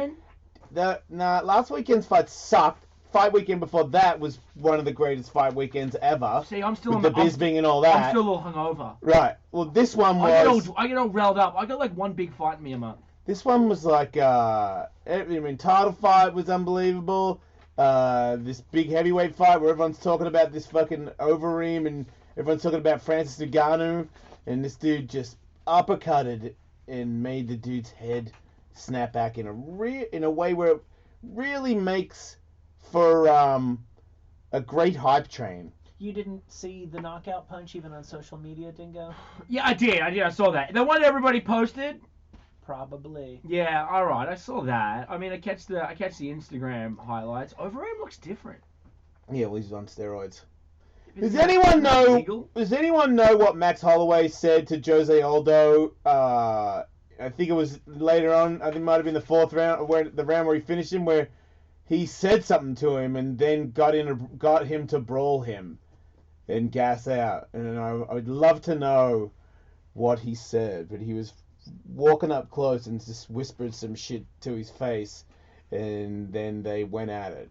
I don't know if it was a bad thing or just like let's keep punching each other, but it seemed like he was asking him to do something, and then they started ripping into each other again. But I'm excited about my weekends when they can put on shows like that. I'm happy for everybody that likes football and hockey and all that shit, but I really like watching UFC fights, man, or MMA in general. And when I get fights like that, I get super excited and super happy for all of us that are MMA fans, because I don't want to be in there. I think that everyone should realize that a little more when you see Yancey and all these dudes. Dude got knocked on his ass like 5 times. That means concussed, and then won. They just really beat the. It's crazy to know that humans can inflict so much damage on each other and keep going, and then Alvarez and what's his name? Fuck, man. Gage? No, that's not how you say it. It's Justin Gage. Gagey. Say it again, Michael. Gage. It's pronounced Gage. Sounds like the shark just walked in the room. G-E-G-H-J-E. Pretty simple. Gage. Fuckface. So anyway, that fight was unbelievable, and it was just fun for all the family to if you watch this card. Look at Dingo. This uppercut is just like, woof. It really makes. Yeah, I saw hammer that. fist at the end. Did he need to do the hammer fist? No, he didn't. But I know why he did it. Why? Because you don't want to fight him. Oh, you don't want to fight Overeem? He's trying to show you that you don't want to like this. He's gonna kill you. I mean, he almost killed Overeem. Is think that Overeem? If you're a normal man, you're dead from those 2 punches. Yes, agreed. Oh my God, he wanted to go again. No, he wanted to hit him again. Yes, I know. Because you need to know if you fight him. Is that a penalty? No, the ref has to get him off. That's the deal. He's allowed to keep going until the ref gets him off. Ooh, he almost got him again, and the ref was on his back. And he was out for a long time. Yeah, He was out? Joe was saying his toes were curled for a long time. Yeah, he went stiff. He hit the Oh yeah. Oh, that's a gnarly angle. And then he did That's this. the game. He did this very lovely acceptance speech, post-fight speech. He's Did like, he? Did he thank Overeem? I think I he think so. shouted out his opponent, but he talked about he shouted out his entire team and Yep. thanked all the fans and reminded everybody that we're all here having a good time, but there are people being sold as slaves in Libya. He was great. Yeah, I think it's because he's French. Did he fucking shrink, by the way? Was he like way fucking bigger? He looks small in this fight. He's originally from Cameroon. Did you just hear the question that I asked you? Well, you guys said he's French. No, but I just asked. Right. Is he alright? Yeah, you're alright? Yes. What's going on? Are you? I didn't want you to give out wrong information. Yeah. Wait. Oh. Okay. I'm now looking up for previous pictures of Francis Ngannou to see if he has shrunk. He heard the question. So I think he's from Cameroon. I don't know what brought him to. He to speaks France, French. but he was. I'm assuming he spoke French in Cameroon as well. That's my guess. And then they said he was. I don't know anything about him. That he was. See, look at that photo. Well, yeah. He's still look pretty big. I mean, he's No, bigger than Overeem. But I know. Yeah, let but me say- no. What we're seeing here is a different body. It's not like he just shrunk. Look at the shape of his It arms. just seems like his arms were way bigger. Look at the shape of his arms. Look at the muscle behind his back, right? And then even look at his tummy. Oh, it's not a tummy. Look at the rock down the bottom there, and then the breasts. Breaths? I wish I had a diagram here. The But breast look, and it's a tummy different. areas It's have almost like a changed. different shape. Yeah, maybe he just became more athletic or something, but it does look like his body shape changed in some kind of way. Yeah, well, that's got to be all the time he's been putting in at the UFC Institute. Yep. That's what I attribute that to. Right.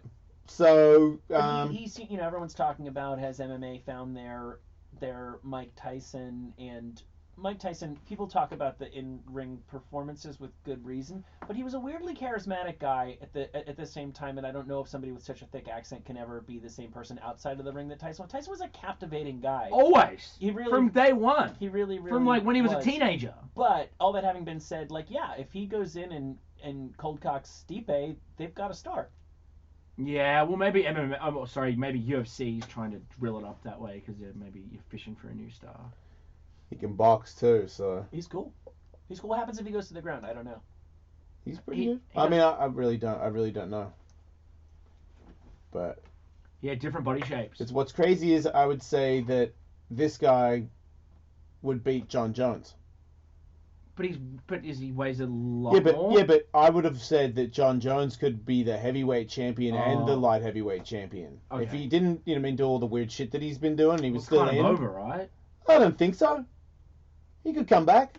Right. I mean, he's not going to have legacies, which I don't give a fuck about. I feel like it's so, like you won a bunch, now you need a legacy. Good for you, but it doesn't mean that he can't come back in 2 years and beat the fuck out of everybody. But if he did beat everybody again and he beat DC, let's say he did that if DC was still around, if that happened, I don't think that he could move up to the heavyweight division and fight Francis. Things would change. Like, I think he could beat Overeem. I think John Jones in a fight against Ellis Overeem, he would beat him. I think John Jones would beat Brock Lesnar. I don't think that he would beat. And this is just the hype train too. I don't think he could beat him, but let's see what Stipe does with him, because I don't know if Overeem, Overeem was ranked 1 or 2 or whatever, but I don't know if Overeem is the guy that he's always been. I've never, that he's lost weird fights to people. So I don't see him as the number 1 dude in the world. I see, what's his name? Fabrizio and Cain Velasquez. To me, I think Fabrizio and Cain Velasquez are better than Stipe. I feel like, cause I happen to know that Fabrizio, when he got beat by Stipe, made some weird fucking bet in the dressing room about beating somebody else in a shorter time because somebody knocked somebody out on that card, and he was like rushing to knock Stipe out just to say, I knocked out my guy faster than you knocked out your guy, because he's that egotistical. It's a weird. He thought he had that win so easy. It's a weird division because outside of Stipe, I don't know that any of the other real heavy contenders are. They're all on the. I'm not saying they're finished, but they're all on the wrong side of their career, the wrong side of their prime. Yeah. And Ngannou's the only guy who's getting better there. Out of the real contenders, I feel like. Yeah, I mean, yeah, no one's in there. There's just a bunch of there's the champion and a bunch of former champions. That's pretty much. Yeah, but I don't. You can say that about Alistair, but I don't think Fabrizio and Cain. Yes, they have had the belt, but when you say former champion, it makes them sound like their prime is past them. So you just call them champion. I don't think that that's the case with those two. Okay. Yeah, I really don't. I know they're getting old, but I still say, I don't say years and years, but I still say you do not want to fuck with either one of those dudes for at least 2 more years. Uh-huh. Just because I haven't seen that many weaknesses. You know what I mean? They just seem crazy. Cain seemed like he got tired, but he went to Mexico City and with like a week, the week of the fucking fight. And Mexico City is the highest altitude in the world. Is it? No, but it's really, really high. Oh, okay. It's like one of the highest cities in the world.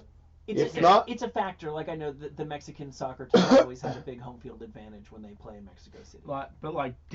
Is it as high as Denver? Might be higher than Denver. It's higher than Denver. Wow. Yeah. That's and high. I fucking won a Mega Round contest there, and you fucking. Oh, you couldn't breathe. No, it didn't matter about that. Everything changed with the air. You went way further and way higher because of the air. Wow. Freaking me out. Off the normal one in California, 14 to 16 foot off the short one. Yep. Me on the short one in Mexico City, 20 foot back to theirs. Oh, fuck. Scaring the fuck out of me, dude.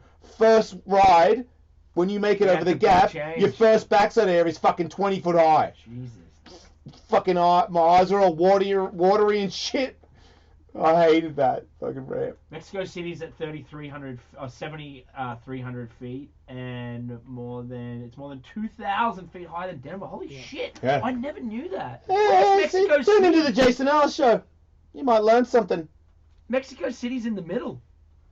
It's in Mexico for sure. Good point. I want to say central western. You just always think of cities being coastal. Yeah, it's just central. It's just weird to me how you're in Mexico when you go from San Diego to Mexico, and then somehow you must be going fucking mad uphill, mate, to get to Mexico City. It looks like the Rocky Mountains just very far. The Rocky Mountains just continue down into Mexico is what it looks like. Yeah, right? it does. It does. But it's just weird because you go down, but for some weird reason you go down, but you're supposed to be going up some shit, mad shit. Yeah, it was always funny because I always went to the place everybody vacations here. Cabo? Yeah. And then the first time I went to like a bachelor party in Cancun, and I like took a little nap, and I woke up like 2 hours into it. I was like, why the fuck haven't we landed? They're like, we landing in 3 hours. I had no idea I was going on the complete other side of the country. Yeah, it's an actual real live country, that Mexico. And hopefully, get back to the UFC. I like that Max Holloway and Conor are jabbing at each other online because I would like to see. I missed that. I would like to see them fight each other. Yeah. Isn't that like a skinny weight for Conor to make? Right down to 145. Right, that was the one. I don't know if he's ever going back down there. I really like Max is a funny guy because he like talks shit but not in a dick way. It's like this kind of like happy-go-lucky asshole. No, because he's a real fighter. And it's the same way he fights too. He's like being a total asshole but not in a dick way. No, respectfully, I'll beat your fucking ass. Yeah, his whole style is like he taunts in a way that I don't find offensive. I guess having met him, he wasn't exact because I used to dislike him. As a fighter. Really? Yeah, I did. I just think the wings really were tough to get Say over initially. Say no more. But then he came in here, and I was like, oh, I really, really like this guy. He's just like a cool, happy dude. And now when he moves around in the octagon, like I can kind of see the guy behind the style a little bit more. I like him, and I think it is a shame that in other sports, I always use the example of the Spurs and the NBA. Usually not the most exciting team, but frequently one of the two best. So they go to the finals, and you get to see who's really the best. And I'm glad they're not fucking. But my point is, unfortunately, in fighting, sometimes the guy who should get the title shot doesn't, or the big fight or whatever, doesn't get that because they're not as marketable as the other guy. And that's how you get your GSP. This kind of fights. Well, I think Max is super exciting, and Conor together is a crazy fight. I agree. But it's just, isn't it weird to watch what Eddie Alvarez did and then think what Conor did to him? You know? Yeah. And he made him look like a fucking fool. And these dudes, like that guy was 18-0 that he beat, and he beat his ass in a war off the shore. Yeah. And it took so much to beat that dude. I just, Max is just going to come in and knock somebody's ass off. Yes, come in, please, Doug Stanhope. One of two options. Hello.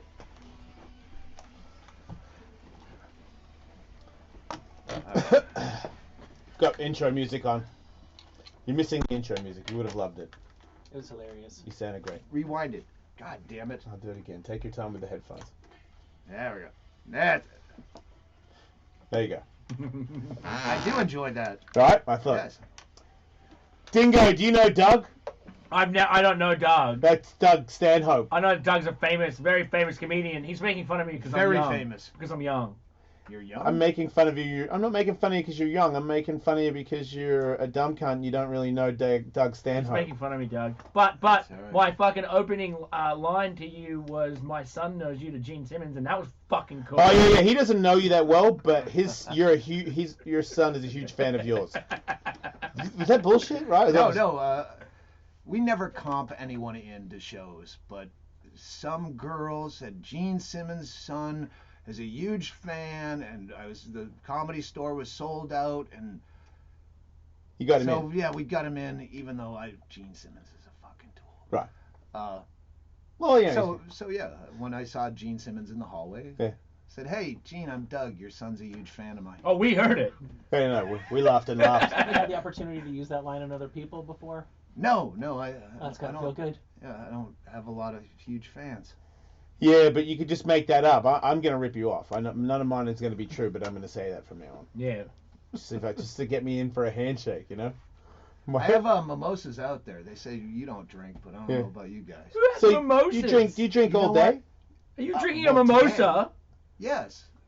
Because you can drink in the studio. Are you calling Doug Stanhope? If you have mimosas, no one's saying, well, they're drinking alcohol. Well, it's mimosas. It's not really drinking. Which is kind of bullshit. You get riddled off that quicker than anything. Yeah. Yeah, no, but it's almost socially acceptable. I was drunk on the radio once. I'll never do that again. I think it's socially. Are you talking about when you were at Ellis Mania and you're on GHB? No, I'm not talking. That wasn't. We're not on the radio there, are we? Okay, good point. Sorry. I've never been sober, like on my podcast.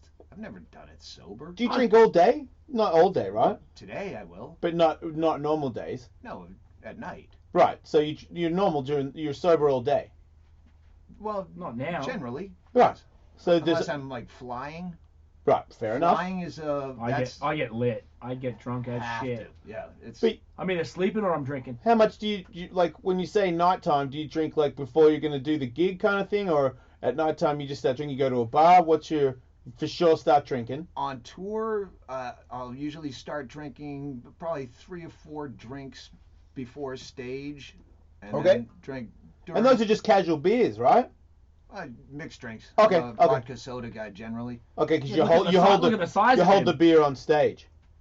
Yeah, I used to be a beer and shot guy, and then I quit smoking for a year. You're not now though. Got really fat, and I thought, I should switch to vodka cranberry. Yeah, it's a good choice. Yeah. Which is way more sugar, because I have no idea how you thought metabolism works. Yeah, you got to do soda water, just straight vodka soda water. That's what I switched to eventually when I got fatter. Why do you care about being fat? It's just. Would you look down, it was bumming you out, or is it from your chick? No, I'm even when I'm skinny now, I'm so out of shape. If I lose 10 pounds, it's not like I look good. That's what I'm saying. Like, do you see a huge difference? Old woman body. That's I love because you're you got the gift and the curse. You see, you have to be critical of everything, so that means you have to be critical of your existence. Are you gonna show me how hideous you are? Yeah, it's like. I mean, it's not that. It's not. It's just. You're playing with your gut. It's more of a belly than I was expecting. Yeah, where are you hiding that fucking thing? See, it look? It's a healthy gut. It doesn't look like it has any scabies or anything. It's like my tits. Yeah, you're just mushy and shit. Like scrotum. You're like a normal guy these days. Normal people don't go to the fucking gym anymore. I don't believe you. Take off more clothes. And how's your butt look? My feet are. What kind of cocky you're rocking these days, Doug really Stanhope? I got rock hard feet.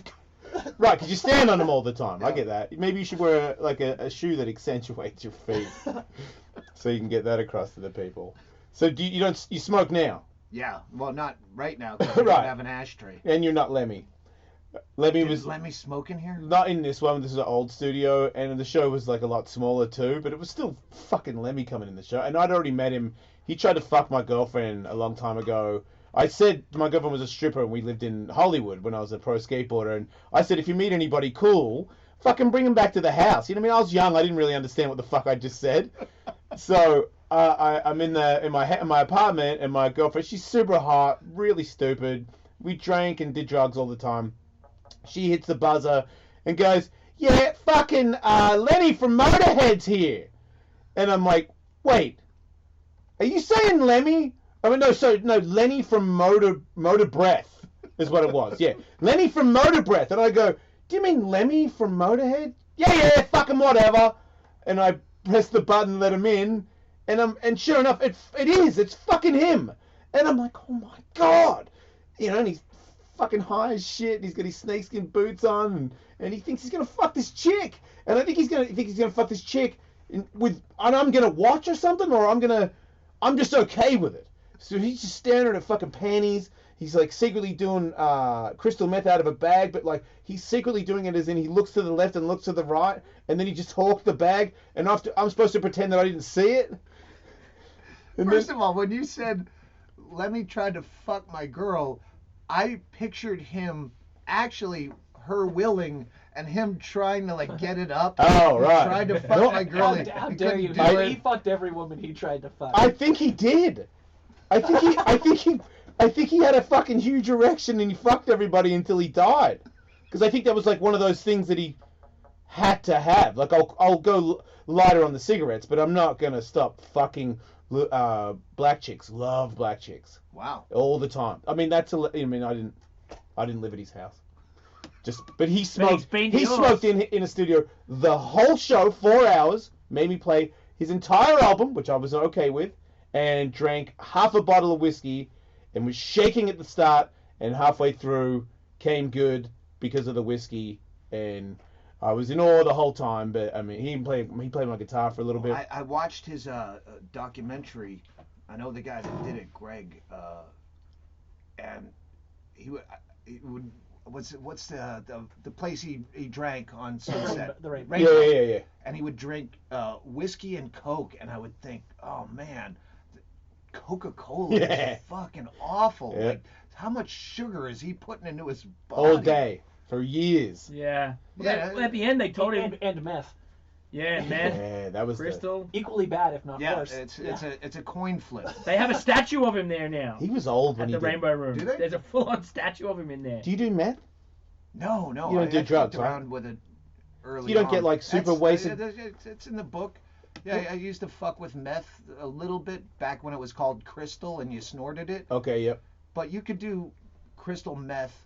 Like, I remember one bender where we had to drive from Phoenix to a gig, open mic days, basically, $100 to drive all the way to Bay Area on a meth runner where if you'd never done any drugs in your life, never drank, you do meth for 26 hours, you would feel like you should check into a long-term rehab. It fucks you up. You can feel your bones melting.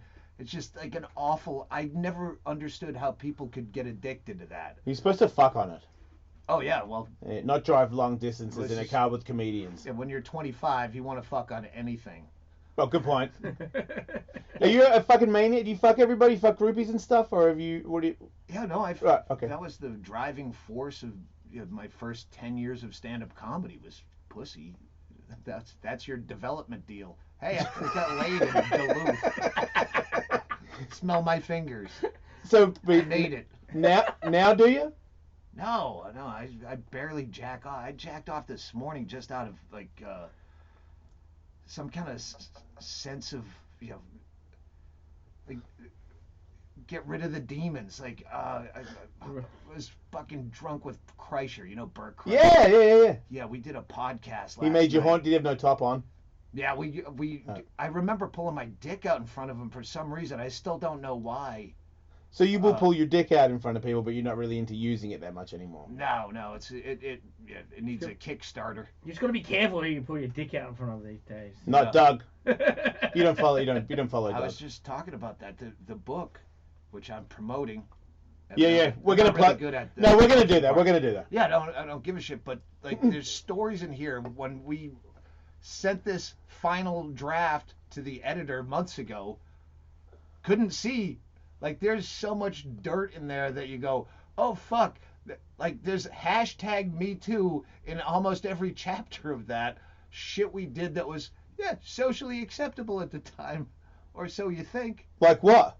Like fucked up things. Like what? Like, give me one in the book. All right, when we're on the Man Show, Yeah. we're filming at the Bunny Ranch. Yeah. Dennis Hoff, he says, "Hey, you guys, you get a complimentary whore." Me and Rogan, Yeah. like, we're good. Yeah. It's like, no, all these people fuck my hookers. Carrot Top fucks my hookers. Oh, wow. And he's name dropping celebrities that fuck. And Rogan's like, well, first of all, I don't want to be the next guy you name drop.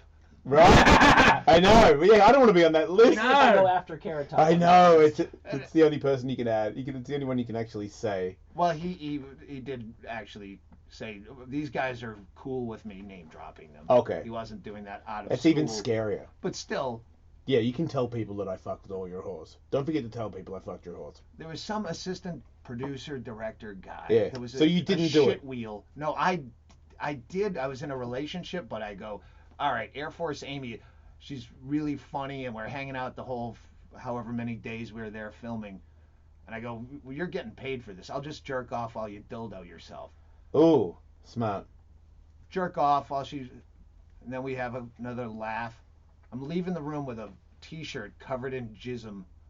And this fucking asshole assistant producer director, some guy that was always a fucking irritant that we hated working with. Yeah. They're breaking down the set outside. I come out with a T-shirt full of jizz, and I go, hey, man, Dick, great shoot. And I hug him, and I'm squeezing my body in my chest. And then he realizes I'm covered in my own fucking jism. Yeah. Yeah, that would be a huge, huge lawsuit right now. Way bigger than, oh, Kevin Spacey touched my groin once in a green room. I disagree. I feel like if Doug Stanhope rubs cum on me from his shirt, I'm fucking pissed. Don't get it twisted. I'm still really pissed because it's his jizz on me, and I'm like, maybe you're drunk and you came on yourself, but I'm working right now and I got man cum on me. I'm pretty bummed out about it. But grabbing a fucking 14-year-old's dick. Not the 14-year-old. But those are the only ones. Those are the only ones that I count. I don't care if you're telling me about grabbing some gay guy at a party and then it's different. But you're talking about. No, I'm talking about there's the one Kevin Spacey accuser was 18 and he was like in a green room and his dad was running lines. Oh, it's Dreyfuss's son. Richard Dreyfuss, yeah. Maybe there's two that were like 17, 18, and he went One on was to 14 say, though, right? That was a kid. Yeah, that was a different one. Okay. That was a theater kid.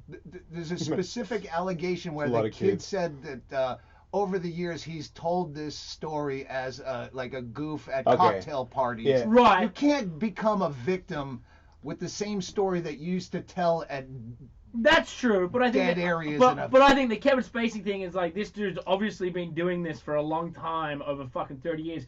If you rubbed your cum and did the cum hug thing for 30 years, Yeah, if you were always doing that, that's another one, right? Yeah, it didn't matter what age. It turns out one time the guy was 14, but all the other times they were all over 18. Yeah. I'd be like, I have a whole chapter of pulling my dick out in public. Like that was my go-to move. But that was my George H.W. Bush, where he goes, "Hey, who's your favorite magician? Mine's what's David Copperfield. David Copperfield." Yeah. Like that's not a sexual That's predator. a George Bush. That's just a George Bush joke. Yeah, that's his go-to move. Was that senior? That's his Gallagher smashing a melon move. Sexual predators don't wait for the fucking photo op to act out on their urges. That's not a crime, that's a closer. Say cheese. Ooh. That's not a crime, it's a closer. That's fucking strong. He does stand up. He's one of you. I got those all day. Feel free to take that. See, I just feel like it'd be a little bit different if he did it to guys and he was making his joke. It's like when you're a young girl and an old man does the ass grab. I could see how you'd be like, I want that back. You know what I mean? I want that experience to... you can't take it back, but I would like you to reverse that somehow, you fucking hideous beast. Like, you know, it depends on who you... I know it's double standard. I don't think it's fair, but if I was there and he did it to me, I'd be like, what the fuck? He's insane. But I wouldn't... He didn't take anything away grab from... your ass, you'd be going, fucking dude, grab my ass. This is fucking hilarious. Let me show you this picture. Now let me tell you the best part. Yeah. Our 42nd president had his hand firmly on my butt. And you wouldn't be scarred from that. You'd be pumped on it. No. Right. There's all lots of shades of gray. The guy that you're talking about from the Man Show sounds like he was an asshole. It sounds like he had it coming. No, he did not have that coming. Sorry, Michael, but You might say he asked for it. Anyway. You just had Gene Simmons in here. Yes. We were just talking about this. I wanted to ask him, like, how many #MeToo things could someone say about Gene Simmons? When you walk into the backstage of a rock and roll band, you kind of know, all right, the rules are different now. Yeah. And yeah, okay, yeah. Get on your knees. Man. What? That's how it was. I would say, and probably is, but no one. Not anymore. Not anymore. Like, cause I've been able to when I got to go to a bunch of those Black Sabbath shows. There's no one there. It's family. As soon as the show ends, they're all gone. There's no backstage party. Yeah, but that's old people. Yeah, they're old fucking sober people. Married to old people that is managing them. You can't escape your fucking wife. She's your manager. How are you gonna get any play art in the backstage? She fucking made backstage for you. Fucking cameras on the carrots. Like, you got no fucking chance, dude. No, wait, we kind They of got backstage passes to Aerosmith and they're back there fucking. No, they're still having a good time. They're That like, dude they has got not like a quit. juice machine and like a bunch of 4-year-olds.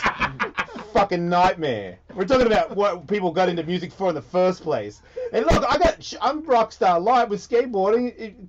Girls wanted to do it, and there was scenarios where it was real easy, but there was never where it was like, I'm just gonna force it. I told those guys, people brought it up when the Louis C.K. thing. I used to jerk off in front of girls. I would ask them, do you want to see me jerk off? And it was like an introductory thing. Like, girls were into it. Then there was that kind of girl that was gonna work out for me. I wasn't. Ralphie May used to call it the Doug Stanhope patented move, where like when a girl was kind of waffling on fucking, but I go, can I just jerk off on your tits? And she'd go, okay, like, I'm not a whore if I just let him jerk off on my tits. Yeah, it was always, respectful. Right, but it's disgusting. It's around those lines, but I just felt like, and I don't know, I wasn't in those rooms. First of all, I wasn't naked when I asked. But Dick definitely wasn't out when I asked. I asked, then we walked we talked for a long period on, into elevators and stairs and things to a hotel room. Then there was like some more banter. Then it came out. You know what I mean? There was full on confirmation that when it was going to come out, everybody was going to be happy, or at least entertained. One of the two. Yeah, I think what probably happened with Louis is he got so used to girls saying yes that he just assumed, oh no, this is cool with girls.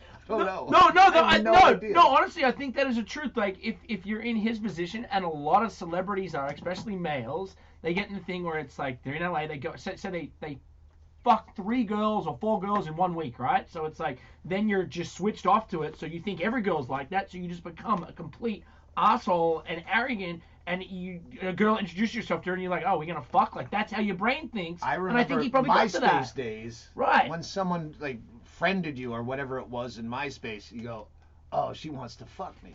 Right. Yeah, for sure. Me too.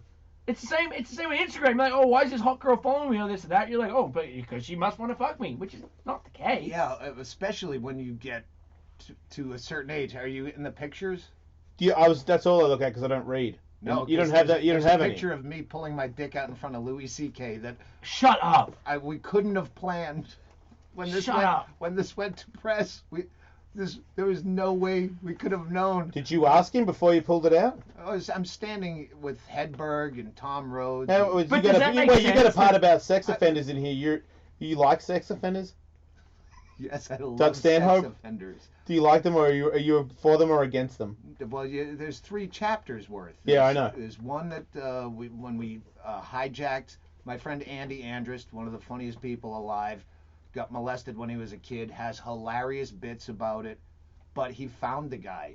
So we did our own sting operation like Chris Hansen to catch a predator. Way. Went down to Florida, found him, called him out, got him on camera. He came down with his wife and a cop. I had this ruse where I told him I was a private investigator and I had information about his daughter in college, shit that Andy had found about him online. Yeah.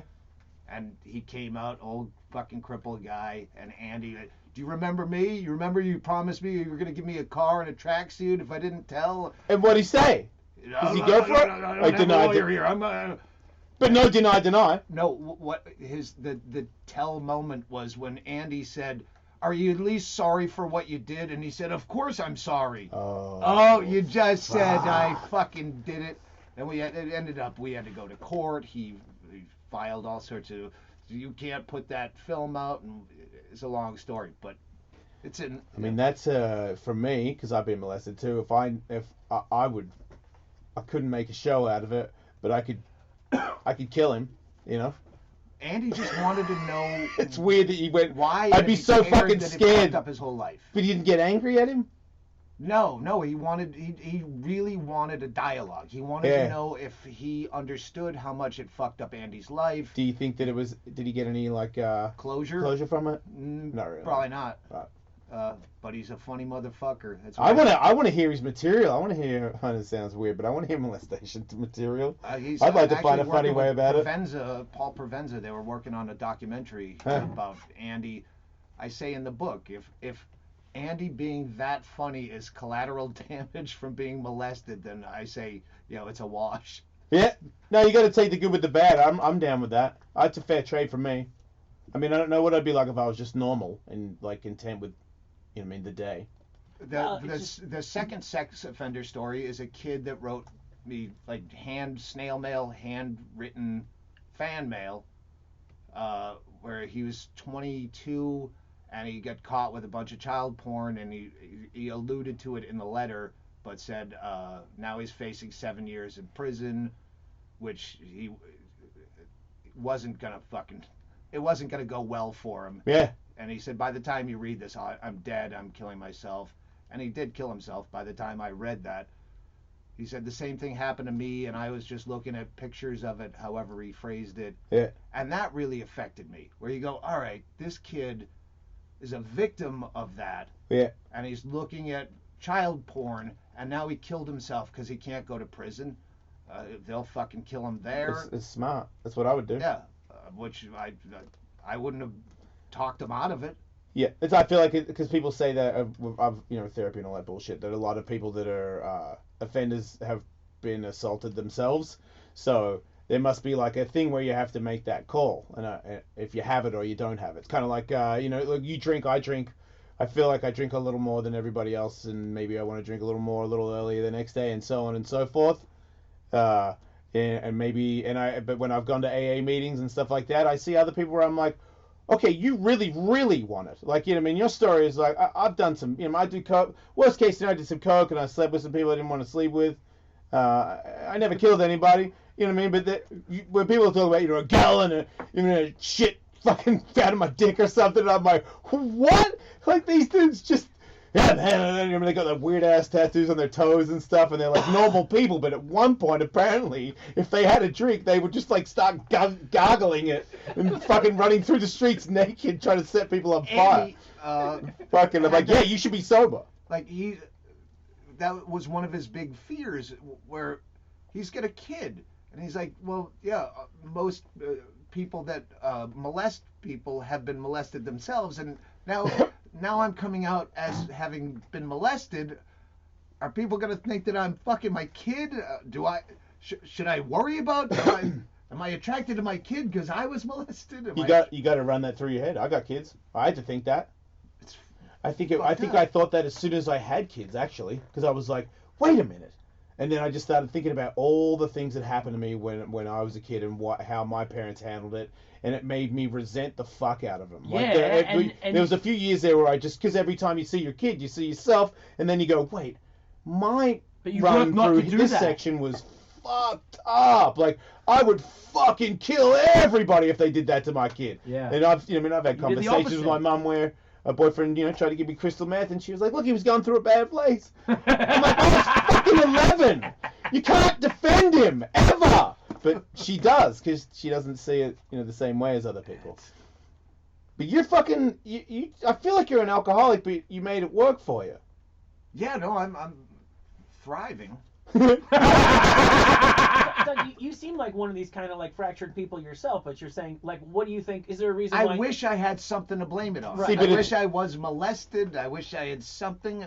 You're just like this. I had a great Dude, upbringing. hey, I overdrink and overdo things, and Yeah, but you're fucking 30. Piss off. It doesn't matter though. I still think Nothing I'll be doing. hurts for you. Well, I mean, I still think I could be your age and I'll be like doing the same shit. Yeah, It's like, you actually could, but I function. he's got a I different. function fucked up. Doug's angry. Doug's got a little thing there where I don't read any books. I've got two of them. I haven't read mine.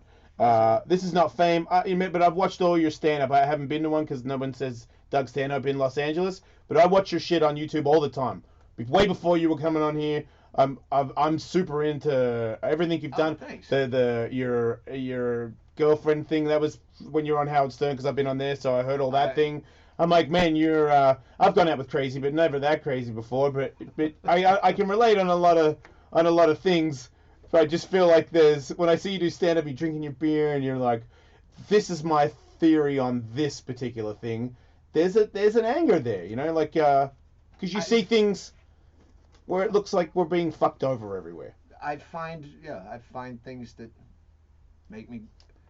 there's something that's so deceitful. Like I use Bill Maher as an example, where he has to be angry about something new every week. I became not a fan of his, and you know what's weird is like he got me into certain things or like politics or like what into politics. He was able to explain it in a way that I enjoyed watching it, and more so than just politics, but everything. But he did a lot of shit this year that upset me. Why do you hate that? I want to know why you hate him. Well, because you point him out on Twitter, right? I maybe I shit on him. If I'm on Twitter, I'm drunk and I don't remember what I said. You don't. I remember Do you use anything Instagram? anymore. No. You don't. No, Hennigan. Do you still drunk tweet? Yeah, I do. What do you mean? love Every tweet he does is a tweeting. drunk tweet. People I mean, always listen say, to them all. "Oh yeah, don't feed the trolls. It's some fucking kid in his mom's basement." No, I'm 50. I'm affluent, and I'm still fucking drunk and trolling people and what's the with point? fucking white supremacists. Yeah. You do? I did when that whole Charlottesville thing. And, okay. Well, you personally found some of them, and they came back at you because that Oh must have yeah, been. no, because I hashtagged all the Nazi hashtag white nationalist hashtag white socialist, and I said while they were doing the riot was going on, I had a day off in Wausau, Wisconsin, sitting at a fucking shithole motor lodge all day, and they're throwing water bottles. I go, if they do that tiki torch thing tonight again, instead of throwing water bottles, fill up water balloons with gasoline. Just saying, like that's a hilarious picture. Yeah. Is gasoline water balloons falling on tiki torches in a Nazi march. Because, yeah, they did the Sun Tzu Art of War. They had the high ground, but they didn't. Well, it turns out water balloons gasoline would melt the rubber. So a lot of people pointed that out. Oh, yeah. But a lot of Nazis were, like, threatening me. I know. Because you threatened them, kind of. Yeah, I was just giving people here's an idea. And did you get any, Gasoline like, on the- cool, personal, real... Because I always feel like if you really are, like, a white supremacist guy, that you might be one of the dumber fuckers on the planet. And I got kids and a show, so I'm not going to engage that. But if I didn't have any of that stuff, I would love... The problem is I'm on the road and my dates... Oh, you might meet them. Oh, wait, they've they're come. saying, oh, I fucking live right by. Did we're gonna anybody fly." come? No, they've fuckers. $40 tickets. You think they have fucking $40? And you know what? My crowds outnumber the amount of Nazis that were in Charlottesville. So Good yeah, point. You're I got good. 350 people right here already. I got my own fucking counter that sounds protest as a show. That So, sounds like fun. yeah. Did you find the smart one? Any smart ones? Any higher ups come at Doug Stanhope? I wouldn't know. I mean, you're in a Twitter battle. It's Right. like, all right, do I fuck with this? All right, there's a response. All right, fuck with that. Here's a funny line. Fuck you. Fuck you. Do you ever Love get any government officials actually bite on any of your shit? Do you piss anybody off enough to say anything? No one knows me. That's so weird. Everybody knows you. Again, if I were known, I would have had a bunch of accusations come out. He's gonna man. Well, maybe you're lucky. He's not like that. He's not because he But said. I think maybe because it's your persona and you haven't. It's not a fucking persona. He's like that when the microphone's off. You turn that off, he talks the same way. He's a weird dude that does weird shit when he gets real drunk. Sure, his balls have come out tons of times. That But was you- in my but it youth. doesn't now count. I'm just an old fucking dude. But you're not telling people you work with to look at you jerking off. Well, Are you? the people. No, he's we're not. comics. Comedians are different people. But Louis C.K. thing was a little different. No, was it not? He's fucking gross. He's working in offices. Right. In a green room, if you taped just any given show in the green room, the shit people say when Trump came out and that whole, when you get to be famous, you can Oh, just on the grab them bus, by the the bus. pussy, that stuff. Right. And then he said, oh, that's just locker room talk. You know what? Comics trounce that. They talk every fucking awful word that you can't say. That's what we do because we're desensitized to regular comedy. Yeah. So, at least in my comedy world, the green room is this sacrosanct place of being as repulsive as possible. I had my dick out in front of fucking Bert Kreischer for some reason last night. I don't know why. Well, listen, it But seems did like you know that was going to be very funny when your penis came out? No, it wasn't funny this morning when I could only remember, all right, We did a podcast. I remember trying to talk and not making sentences right. Wait, you pulled your dick out on a podcast? Was it videoed? No, we were. So you just pulled your dick out on him and you can barely remember it. So is this really material, or is this just you being kind of gay when you're drunk? Yeah, no, hugely gay. And Bert obviously not that gay because he didn't blow you or anything. Hennigan, the manager, was there. We might have. Wait, there was three of of you there. A scrum. You pulled your dick out in front of his manager and wrestled him? No, my manager. Okay, well that's different. He's probably used to you. He's very used to your dick coming out. Oh, you pull your dick out a lot, still. Well, occasionally. Is it around? But you don't. You pull your dick out a lot when there's a woman there. Occasionally. So you don't notice that? You don't know? Do you? I don't you don't read the room. a lot of women. Like. Yeah, but there's I'm very okay. What about heavy in both of what my about social circles? a fellow comedian of the female gender, and you're like drug Stanhope at a podcast, and did you think twice about the dick coming out in that situation? I try to, like, I'm aware of my. Yes, you're aware of it. It's called being a fucking human being. I pulled my belly out in front of you, and that's the reason I don't pull my dick out, because it's all disgusting at this point. Yeah, I ain't gonna file shit. No, if I'm a girl, I want to have sex with you less if you pull your belly out, but I don't think it's your. I just noticed you got a really big belly button hole. Like your belly button's bigger than normal people's belly buttons. I had surgery on that to get it down to that. Oh, what happened? Gigantic? Yeah, umbilical hernia. Like, you know. Oh, it came out? Yeah, no. You're born with it out. Yeah, my whole life it was. You're born with a giant. Maybe that's your fucking weird thing. Yeah. You're born with a weird fucking belly button thing, and you've always thought you were inferior, and that's why you've got all these weird insecurities and fucking violent thoughts. Gigantic man baby with this huge violent thoughts. Well, wait. In a green room of a comedy show, have you ever witnessed a comic masturbate to completion for laughs? Not to completion. Well, I believe Louis was finishing, right? Yeah. So that's really, you're saying never considered a joke. Like, hey, here's my cock, is a joke.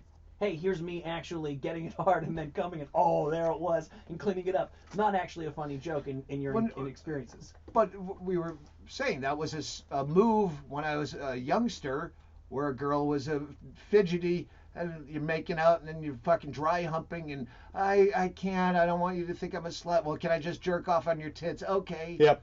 Yeah, that's or not hot dog that's or not butt. a green room joke. That's not right. These are separate. But that's occasions. That's what I feel like you're trying to equate. Well, a lot of dicks come out in a lot of comedy situations, and I know you're not defending the Louis thing. Oh no, this has nothing to do with Louis. Okay, yeah. Jerking off in a lot of crazy shit will happen in a green room. Jerking off to completion has never been a funny joke there. Yeah, no, green room humor and jerking off in front of chicks are two different stories. Okay, maybe I was the only one who was unclear on that, but I'm clear now. Michael's into comedy and stand-up, so he's just figuring out what he can and can't do. It's not a bad sized dick for a white comedian. Well, you're doing it right. I was younger and thinner then. When you get fat and you get that fat upper dick area going, that takes inches off your dick. No. No. Oh, dude, I can't be playing that game. Whoa, you got all kinds of nude bitches in here though, dude. Oh, those are Costa Rican prostitutes. And they still made me fucking black out their eyes for the picture. Like, really? Wait, you called them and found them? No, I was in Costa Rica. Yeah, I know, but you have to read the book. No, you're saying pictures correlate to the story. No, you're saying the publisher wouldn't let you show the faces. They're fucking awful. The fucking lawyers ruin more fun in the world. Why didn't you just run in the other room and come back with a piece of paper and be like, yeah, fucking Australia is the same. These are the chicks from Costa Rica. Is the publisher going to fly down there and verify that's a signature? Yeah. I couldn't get my law degree because I was ousted because you put that. Look, her name was Gabriella. Here's Australia's just as bad or worse with a lot of the, not political correctness, but libel kind of shit. Oh, we're all fucking messed up. No, we're just copying America, but you're way ahead of us. We don't have we're not that so happy. Well, you know what? I don't know. I haven't been there for 20 years. The fuck do I know? I don't give a shit about that. We don't make fun of our... if I was in Australia, I would be in the bush. Shooting kangaroos and eating them. Not that I really fucking know one place from another. I like Perth, and I really wanted to go to Darwin, and we had a book. Yeah, that's proper Australia. You were going to proper Australia. Yeah. All the cities are just trying to be here. Yeah. Who cares about it? Good on you.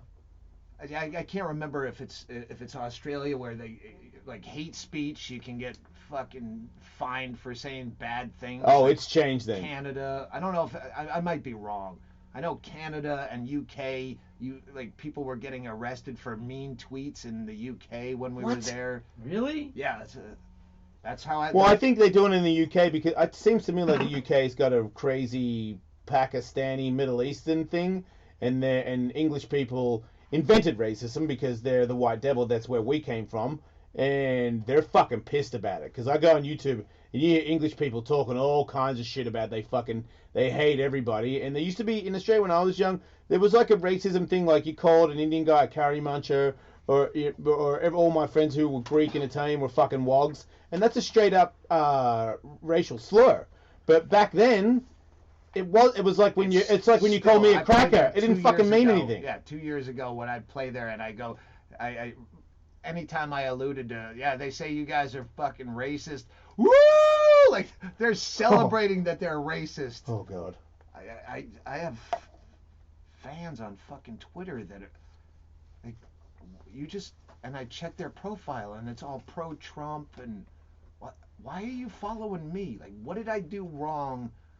Like, when I look over, decades of material I put out, where I would use the word nigger if I'm talking about the word. Yeah. I'm not gonna say the N word when it's not fucking Beetlejuice. If I'm saying the word nigger I'm not gonna. So just because I said, like, what did I say in my past that's been misconstrued where Trump fucking. Maybe it's because you use the N word, and some white guys think that that love Trump think it's awesome when you say that. Well, it's also just because it's embracing. It's not just the It's N-word. embracing politically incorrectness. That's the common link. I just made Doug say the N word. Yeah. Gotcha. Where's my cocktail server? Get that on the button. Well, Get that on the button. Did you read the news today? Is Hank Azaria says the Simpsons might not do Apu anymore because there's a documentary that says the Apu character is I just racial. saw a billboard for that. Really? That's not for fair. the documentary. I don't know. I'm not a Today. Pakistani Indian immigrant, but I always felt like the Simpsons did an amazing job of presenting like a whole, like, complete picture of the guy and was sensitive to his culture. But I guess just having a white guy doing a brown person's voice in 2017, those days are over. It's a kind of crazy that I love when this kind of bullshit just becomes the atmosphere, and I'm already in a place where I'm already in attack mode, and then you just gave me a bigger target. So I like it. Because it helps you out. Fucking 9/11 was spectacular because I was already getting into a place of anti-authoritarian mindset. All my material was kind of, but no one's listening. And then once 9/11 and a patriotism and it was stuff down your face, I'm like, I'm already fucking positioned to gun you down, motherfuckers. I remember Attell calling me after 9/11 going, what are you going to do now with your jokes? Like you weren't going to I go was hard. Fucked. Yeah. No, now I have a place to burn brightly. Right. I've seen a couple of gigs where you talk about I think it might be pedophiles or rape, where a lady just straight up walked out when you just brought up the topic. Is that like one of the things that you like when you're doing stand-up? I don't get that anymore. $40 tickets or $60 tickets or whatever it is. Oh wow! Back in the day when you were playing comedy clubs and they're just going to see comedy, they don't know fucking. You're making whatever your fucking weekly rate. Yeah. They don't, Well, they're not coming to see you. They're coming to see comedy. So they show up with a bachelorette party, and you start talking about fucking Syria or something or whatever in the news. That's my stand-up career, so that's why I got that mixed up. Because usually where I go, nobody expected me to be there. Do you do stand-up? I tried a couple times. Fucking, you do. What do you not do? Well, that's why I did it. Bio, a skateboarder, MMA artist, fucking. That's it. But flag that's the end of it. dancer, I don't But that's not true. It's like 3 things. They just fucking say shit like I'm some. Action sports is such a douche off. It's like, what can he do? It's like, fuck off. I got nothing really. Sports. Funny on the radio. I mean, like, I'm a shitty fighter, terrible race car driver. I used to be a really good skateboarder, but that's like fucking 30 years ago. So really, a skateboarder on the radio. The other ones are like, look at the old man go. It's like, fuck, can you believe he's doing it still? Nah, it's amazing, right? What a tale. You know what I mean? Inspiration. 46, and he's still in the cage fighting. 46. Yeah. 50. Man. You 50? Yeah. You look alright for drinking all the time. Oh my God. Do you feel sick? Do you get hangovers that are worse than ever? Or as long as you keep drinking, This you're alright? morning was pretty rough. Is that like the hair of the dog right now? Staying there, fucking everything. Have you got do you pimp or do you scrum it? Huh? Is your hotel room shit or is it good? No, I'm staying at a friend's house, but they got fucking their cabinets in the kitchen Is are it all. butts? Right? Are you sleeping in the man cave? No, you know where I'm staying. I do? No. Point is, the cabinets in the kitchen are all they're fucking like mirrored basically, and like everywhere I look, I'm seeing my face. I don't have mirrors in my house for a reason. Yeah. I don't. I know I get a sense of what it's gonna look like, but I don't want to see it that close up. Have you ever hung out with Marilyn Manson? Yeah. Yeah, I could see you guys getting along. Yeah. Yeah. Yeah. It's yeah. When I my girlfriend went into a coma last year, had a seizure, went into a coma, smashed her head on the fucking cement, life flight, and it was right before the election, and we had scheduled the End of the World podcast. It was me and Rogan and Bill Burr and Bert Kreischer all on election night, live on stage at the Comedy Store with a cast of 1,000 fucking characters. Jim Jeffries came down, fucking everyone. I saw that. Yeah. And we did the whole election night podcast. I left. My girlfriend's in a coma, might live, might not. All family and friends are there, and I'm not missing this fucking podcast. She's in a coma. There's nothing I can do to help her by staring at a half corpse in a hospital bed. Mm-hmm. I'm going to do this fucking podcast. So Yeah. I left, which I kind of felt like a dick. And Did her family agree with your assessment? they had no choice. But They'd be used to that though, wouldn't they? I was actually going to do the full tour. Like, there's nothing I can do. But I just did the podcast. But I was as fucked as I've ever been. And I was. Would that make you drink more than you usually drink? Oh yeah, no, yeah. I was pie-eyed. Okay. Sitting at my other friend's house, where he's got a painting that looks like Manson. So it's like 5 p.m. I'm fucked from the flight. I haven't slept. Still drunk, and I'm staring at this. I go, Manson is the only guy that I can think of that would understand where I am right now. And I called him, and he answered the phone, which he never answers the phone, much less 5 o'clock No, but at that's night. I was gonna say that's when he answers it. Wait, It's from 2 to 5 is when he'll answer that's the like phone. 6 a.m. to him, is 5 p.m. He answers the phone, and I tell him, and he says, I'll be there in 30 minutes. Wow. Shows up at the house. Did you ever see the movie Flight with John Yeah. Goodman? Yeah. That Denzel Oh, Washington. yeah. that I know the end guy that was the scene- pilot, the co-pilot. The end scene where fucking John Goodman shows up. It fixes him. He Fixes fucking him. hadn't slept That's or drunk. exactly Wow. what fucking Manson Wow, that's a did. great fucking Shows scene. up with a fucking Krispy Kreme and a bag of Coke. Yeah. Has his assistant pull out this straw that looks like the night before Christmas, black and white swirled giant straw. Do lines, eat Krispy Kreme, bam, hit the show, talk shit, fall away, cry in the fucking bathroom, come back, hit it again, strong. He fucking saved my life. That was a year ago. Fuck, Yeah. wow, that's a cool story. You only have one donut, right? Because One once donut. the bumps kick in, you're not really eating the second no, donut, right? No, I probably ate a bite. Right. I'm a drunk. Yeah. The donut, you gotta tell a story though. The donut's there. No, look, the sight of those, the smell of those put a smile on your face. And him. Marilyn Manson, He cares, donuts, man. and cocaine, you're good. He cares. There's somebody in there that really cares. But there's also He's a somebody in there fucking that sweetheart. he consumes a He's, lot. Look at his plug on the back of the book. He gave you a plug? I Did said, Dr. hey, Drew did too, I right? said, Dr. Drew wrote the forward. That's crazy. You hang out with him a lot? No, Kreischer actually made me realize he's a fucking good human being. He's pretty sweet, right? He's not only sweet, he's helped me out on a lot of other things that are not my problems. Right. Yeah. But I texted Manson. I go, hey, will you put a fucking sentence or two together for a blurb for my book? And he just texted back, yes. Does He never got back to me, so I just put yes. Oh man, I could get a better one than that out of him. I could get like, oh, what about if I show like a swastika made out of bacon on a pillow? Oh, he's wicked into the Nazi stuff. Right? Those ones are when he doesn't get a reply from me. Those ones are where I'm like, I'm super confused and I'm not sure what's going on. I'm like, I'm white with a lot of tattoos. I hope he doesn't think that I'm like some like guy that thinks that's cool.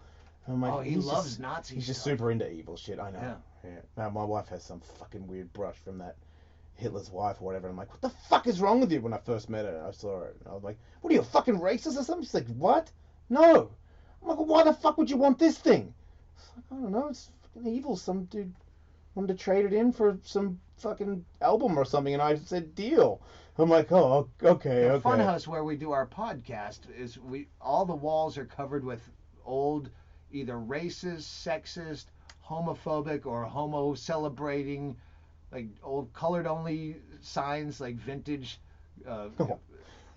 Also, like Pickaninny Freeze was a brand of something. It's got a black kid with a watermelon was their logo, some old product. Yeah. Just all sorts of gay Johnnies, vintage. It's a museum of intolerance, we call it. So why do you want that shit? Because it's funny. It's funny. The green room funny. If Can you if believe you're this gonna used to be fly? offended by anything, you shouldn't be here. Oh, I That's getcha. kind of a green room credo. So now that people have to pay money to see Doug no matter what, and there's no people in there that are super easily offended by Doug, does Doug get sad about not super offending people? Because I have old videos of you really freaking people out. And I thought it was funny, like you said, maybe you weren't as big as you are now, but fuck off. I can't believe you're in there and you thought that a couple of things that you've said really freaked people out. When I didn't think it was that bad. Like, I think you said something about raping the chick just left, and then you said you think that's bad. Oh, wait till I talk about there's pedophilia or something. Yeah, there's one clip I know of from Cincinnati, I think it was, where I said Syria. Yeah, and she it was just out of the blue. It was just something that was in the news, and she got up and fucking stormed out. That's the one where she left her jacket or something. Oh, and she had to come back, and you said everybody watch her do the walk of shame. Yeah. Pointed out to the whole crowd. She had to come back and get the jacket. Yeah, she stormed out of the front row or second row, and fuck you. That's not funny. Like, I didn't even know what I was talking about. I was riffing about something that was in the news on my way to something else. Yeah, he hadn't even got to being offensive yet. But she had to walk all the way back after she made a big production. And then you drank left her beer. Jacket. Oh, yeah. Just saw that clip. Yeah. You gotta know when to cut bait on the jacket. Right? When you've made your exit, man, no jacket's worth that. Yeah, fucking leave it. Well, when the guy on the microphone points out that you left it, you gotta go get it. Because that's what he was. Oh, everybody! She left her jacket! Here she comes! The chick that hates me! That's pretty cool. I fucking love when you do an American accent. Oh, I used to do it. That's how I think I got a job in radio, because Tony Hawk said that I should be in radio after we were skateboarding together or whatever. But I used to say to him, there's a skateboarder named Mike McGill, and he's like, hey guys, let's fucking skate and get some burgers and some beer, party. And every time Nick Swartzen. that's so weird. He's awesome. Tony Hawk would drop to that. So I would do it all the time around him. So then I'd doing it here, because I could do Tony Hawk. Hey, it's Tony Hawk. Give us a call. And then everyone's like, you only go high when you're an American. And I'm like, I don't know how to. Every time I try to be an American and say, hey guys, how's it going? Hey guys, how's it going? It doesn't make it. I can't do it. It has to be high pitch and fast. Fucking party, dude. It's beer. Fuck it. Pretty fucking good. It's alright. It's only like 7 words. You act a lot? I've seen you in a movie. Do you want to do more, or you just get forced into that shit? Oh God, acting is a fucking job, man. Yeah. That is like long 16, 18-hour days. Is that the bit you don't like about it? Yeah, stand up. Hey, I'm gonna be up here for an hour 10, hour 20 if I'm really drunk. Yell fuck you, and go fuck yourself, and good night. And that's it. But you say in the book that comedy, and I've heard other people make the same observation, comedy is like the only job in entertainment where people just assume that you're only doing it so you can do something else. Right. Like you never become such a big movie star that they go, you should be rapping. I mean, they are doing that now. Well, yeah, I was trying to find like a far-fetched example, but I realized that nowadays there no longer are any. That's straight up fucking happening. Yeah. I watch movies now from the standpoint of what if I was the actor, and you go, all right, they got into a fisticuffs outside of this old Western saloon and had to fall in the cold mud and the snow. And you go, that's not a stunt double. That guy actually had to take off his shirt in 30-degree mush and fall into a mud puddle for a second. I wouldn't do that to cure fucking muscular dystrophy or pour a fucking cold bucket over my head. What about when you started? Would have you done that? Yes. Okay. Well, we all did weird shit. Well, I don't know. Look, I feel like I like the game that I've been in is I've got a little bit of celebrity, and every now and then I'll do some sort of weird TV thing where there'll be proper celebrities involved, and they're doing proper celebrity shit, and everyone's very bubbly and complimentary of each other, and I think radio's kind of like comedy. Like I think we're kind of dark and not really as happy as you think we are all the time, maybe. There's a shit kicker. I feel like a piece of shit. I feel like comedians feel like they're a piece of shit. Like, they are. It's so, like, I feel like I'm not that good. I'm not Paris Hilton. I'm just some fucking scumbag on the radio that talks about brutal shit. Well, the common theme with, I would assume every comic that has a soul or a conscience, you know that it's a scam like magic, where you're saying the same shit every night and making it sound like it's off the top of your head. Right? My biggest peeve, fear, people who come to 2 shows in a row. Yeah. And the second time they're like, oh, it's kind of, this is kind of planned. That freaks me out. You got behind the curtain. You saw, it's a fucking trick and it's a scam. And that's why I could never perform sober. Alcohol is the only thing that washes away that inner dread of, what if someone saw this already? Because that was the hardest thing for me to understand in stand-up. I was like, wait, you're going to say the same thing again? Wait, I can't do that. I thought the one I just made up was funny, and it's not even funny. I mean, if I don't say it in the next hour, it's not going to be funny 2 hours from now. So I don't know how the fuck you do that all the time.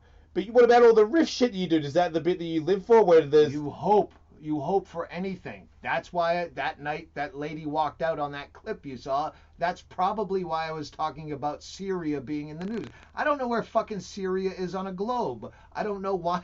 Right. Why that Hopefully clip it was pisses somebody astounding off. to me. Like that wasn't a bit. Just anything other than my act. I want to say anything other than my fucking act. I love boring. I love the. Oh, my dick's out again. Get tickets now, people. Is what you fall back on when you can't think of something else to say. Right. Which is a great way of looking at it. But there's not that much else to say. Right. You have to go. I'm Good. told you have to leave. I need Don't a say drink. good. I'll feel like you I hate need me. a drink and a cigarette, and then You gotta come back. I'm such a huge fan. Please, anytime, all right? Anytime. Don't fuck the book. Relentlessly plug your book. It's really been uncomfortable. Yeah. This is not fame. Doug Stanhope. Look, wow, fucking Pinsky just up your ass. So cool. I love that dude. He came to our wedding. I have never, when I had to go back and listen to the bit I did trashing him on whatever the album was before Beer Hall Putsch, before Turning the Gun, whatever it is. I've never personally brutally attacked someone in a special as much as I fucking did Drew Pinsky. Like, over the top, like how he should be tortured to death, like exact Has he ways. heard it? Well, then it's... Oh, okay. Okay. This is how he came to actually write the foreword. I wrote about that in the book. There was like a few times where I trashed someone. After I put that special out, I get a call. He wants me to be on his podcast. Yeah. I'm like, all right, this is a setup. And I tell the story in the book where I go, what's going on? Like, right up. Yeah. I'm not here for no reason. My Catherwood's going to beat your ass is what's going to happen. Catherwood sent me arsehole pictures this weekend. Good for you, man. He's the co-host of Loveline, or when Loveline existed. The good-looking guy on the Drew Show.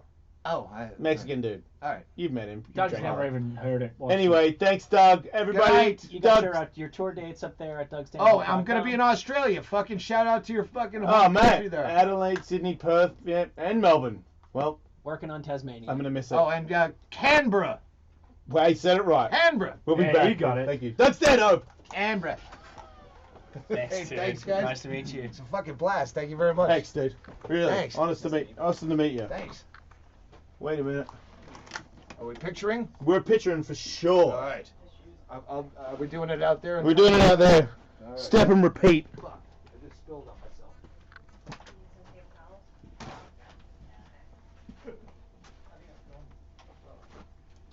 We got more. I think it's gone. That's Don't go that way. You'll be operating In the advice chamber?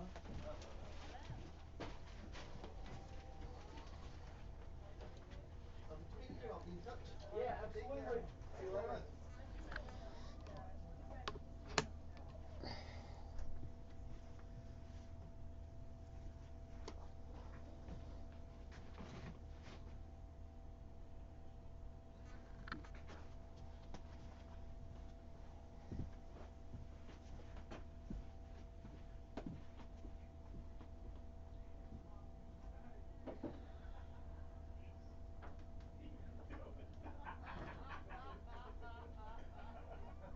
Gravity's off.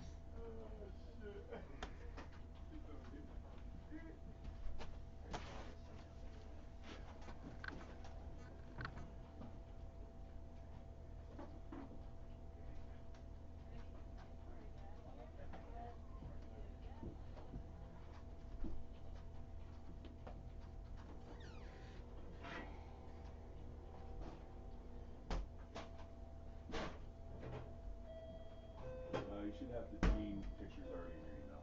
I should have the what? The pictures of Gene already in your email. Okay.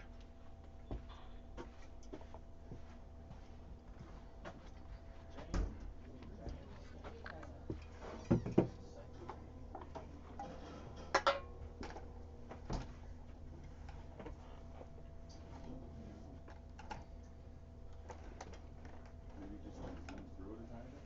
Like the two main flashcards to do stuff.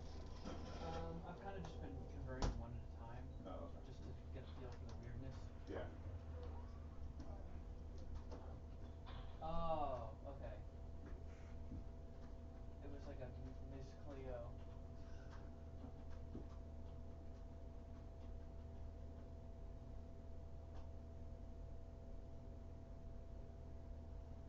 Alright, so it was you giving like the titles of upcoming movies, and they would say what the plot was, Oh, okay. as Miss Cleo and Miss Bumbleclot.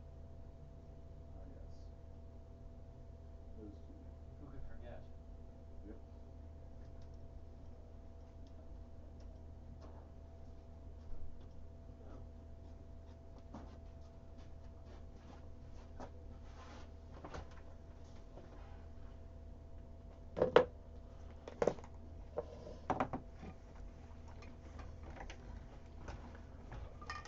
I feel like we should do a radio show after this. Right? Right? I feel like I haven't even spoken to you, Michael. It's so hard when you kind of need a running start to do interviews, and we didn't get a running start today. Nah. It's so weird. Just no rhythm whatsoever. None.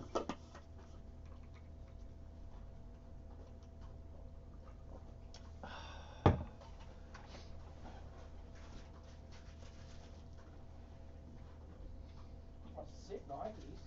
Right? Yeah. I was gonna say, I like those. Just from the Nike store? Yeah. Grove or something?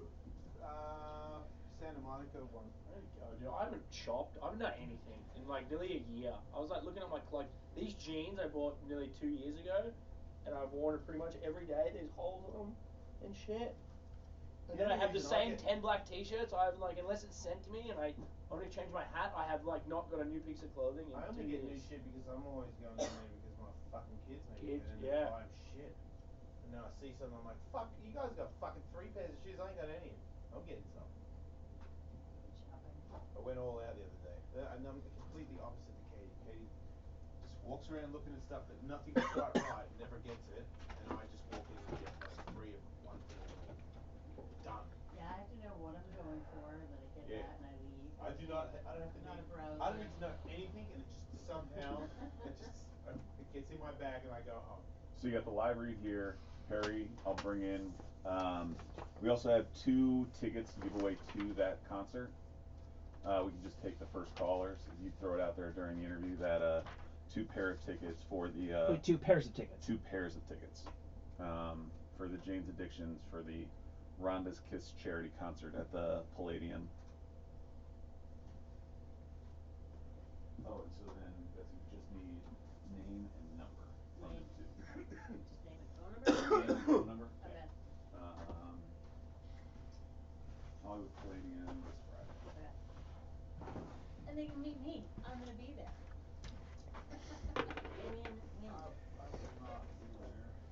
Win, win. No. Bless you. Bless you. Thank you. You're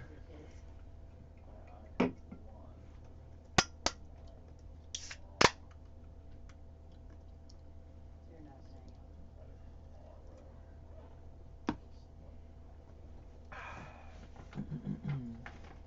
And no rejoin. I mean, we have him for 20 minutes. Yeah. Just bring him in. Once you get into the live read, I'll go and grab him. Yeah. And he just came by for this? Yeah. Huh. Okay. I'm doing them. I like doing. Yeah, he really wanted to do Ellis' show. Oh, that's nice. So you said the third is. He says it. I just met it. I just saw him and said, Upstairs, I'm taking this. "Nice to meet you." Mhm. And I felt stupid, but I don't know. But I've met him like Not putting them on hold or. 6 or 7 times. Through And I Tony? saw him at the Tony Hawk Foundation the other day, and he just straight up said, "What's up?" So I'm a moron. Huh. Yeah, you should bring that up. But then again, he might not remember me because he's, you know what I mean? Maybe he does. I hung out with him and his wife at San Francisco X Games, like fucking way back. Where it was like Maybe you things, should, things were getting weird at the bar and shit. Oh, sick. Yeah, well, maybe you should point out that you're an idiot. Ah, he knows that. If he does remember me, he knows that for sure. You're funny.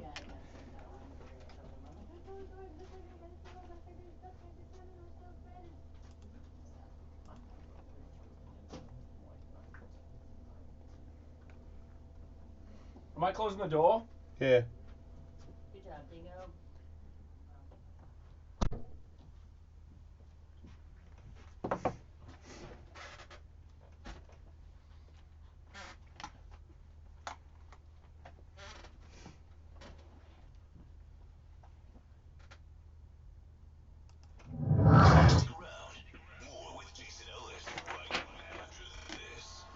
Ring's mission is to make. Hey, you got a minute. Yes. Oh, fucking whore.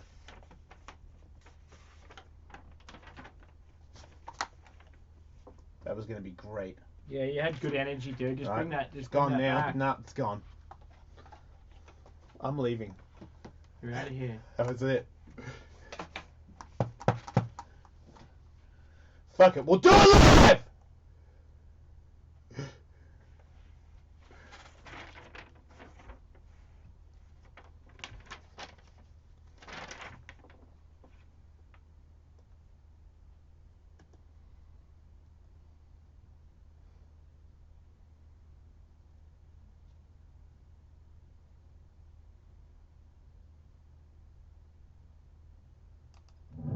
Stick around. More with Jason Ellis right after this. Ring's mission is to make neighborhoods safer.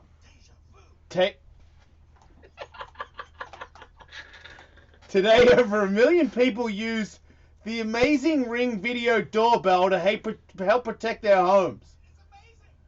Ring knows home security begins at the front door, but it doesn't end there. So they're extending that same level of security to the rest of your home with the Ring floodlight cam.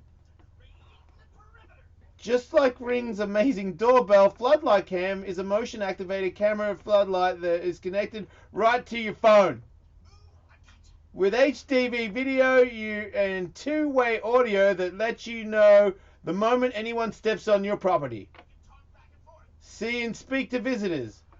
Even set off an alarm right from your phone. With Ring's floodlight cam, when things go bump in the night, you'll immediately know what it is. Whatever you're home away, the floodlight cam lets you know to keep an eye open on your home from anywhere. Floodlight offers the ultimate in home security with high visibility floodlights and a powerful HD camera that puts security in your hands. With rings, you'll always know you're home. Save up to $150 with Ring Security Kit when you go to ring.com/talk. Ring.com/talk. Yep.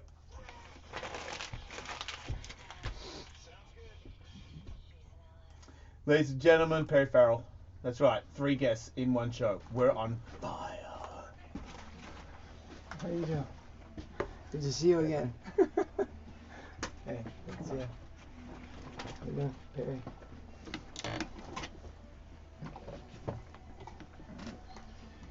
There he is! Man. How do you sound? 1, 2. Pretty good. Wow. For a second there, I thought I was in Jane's Addiction, and I was like, shit, this is going to sound terrible. 'Cause you don't want to turn to me. I got nothing to help you out here. I don't know if you remember, I hung out with you a long time ago. Yeah, you look real familiar to me. Yeah, I'm friends with Tony Hawk, so we see each other at the there charity you thing. go. Yeah. How you But doing, man? but a long time ago, when I was a real pro skateboarder and you were at San Francisco X Games, because you've been a long time friend of Tony's, right?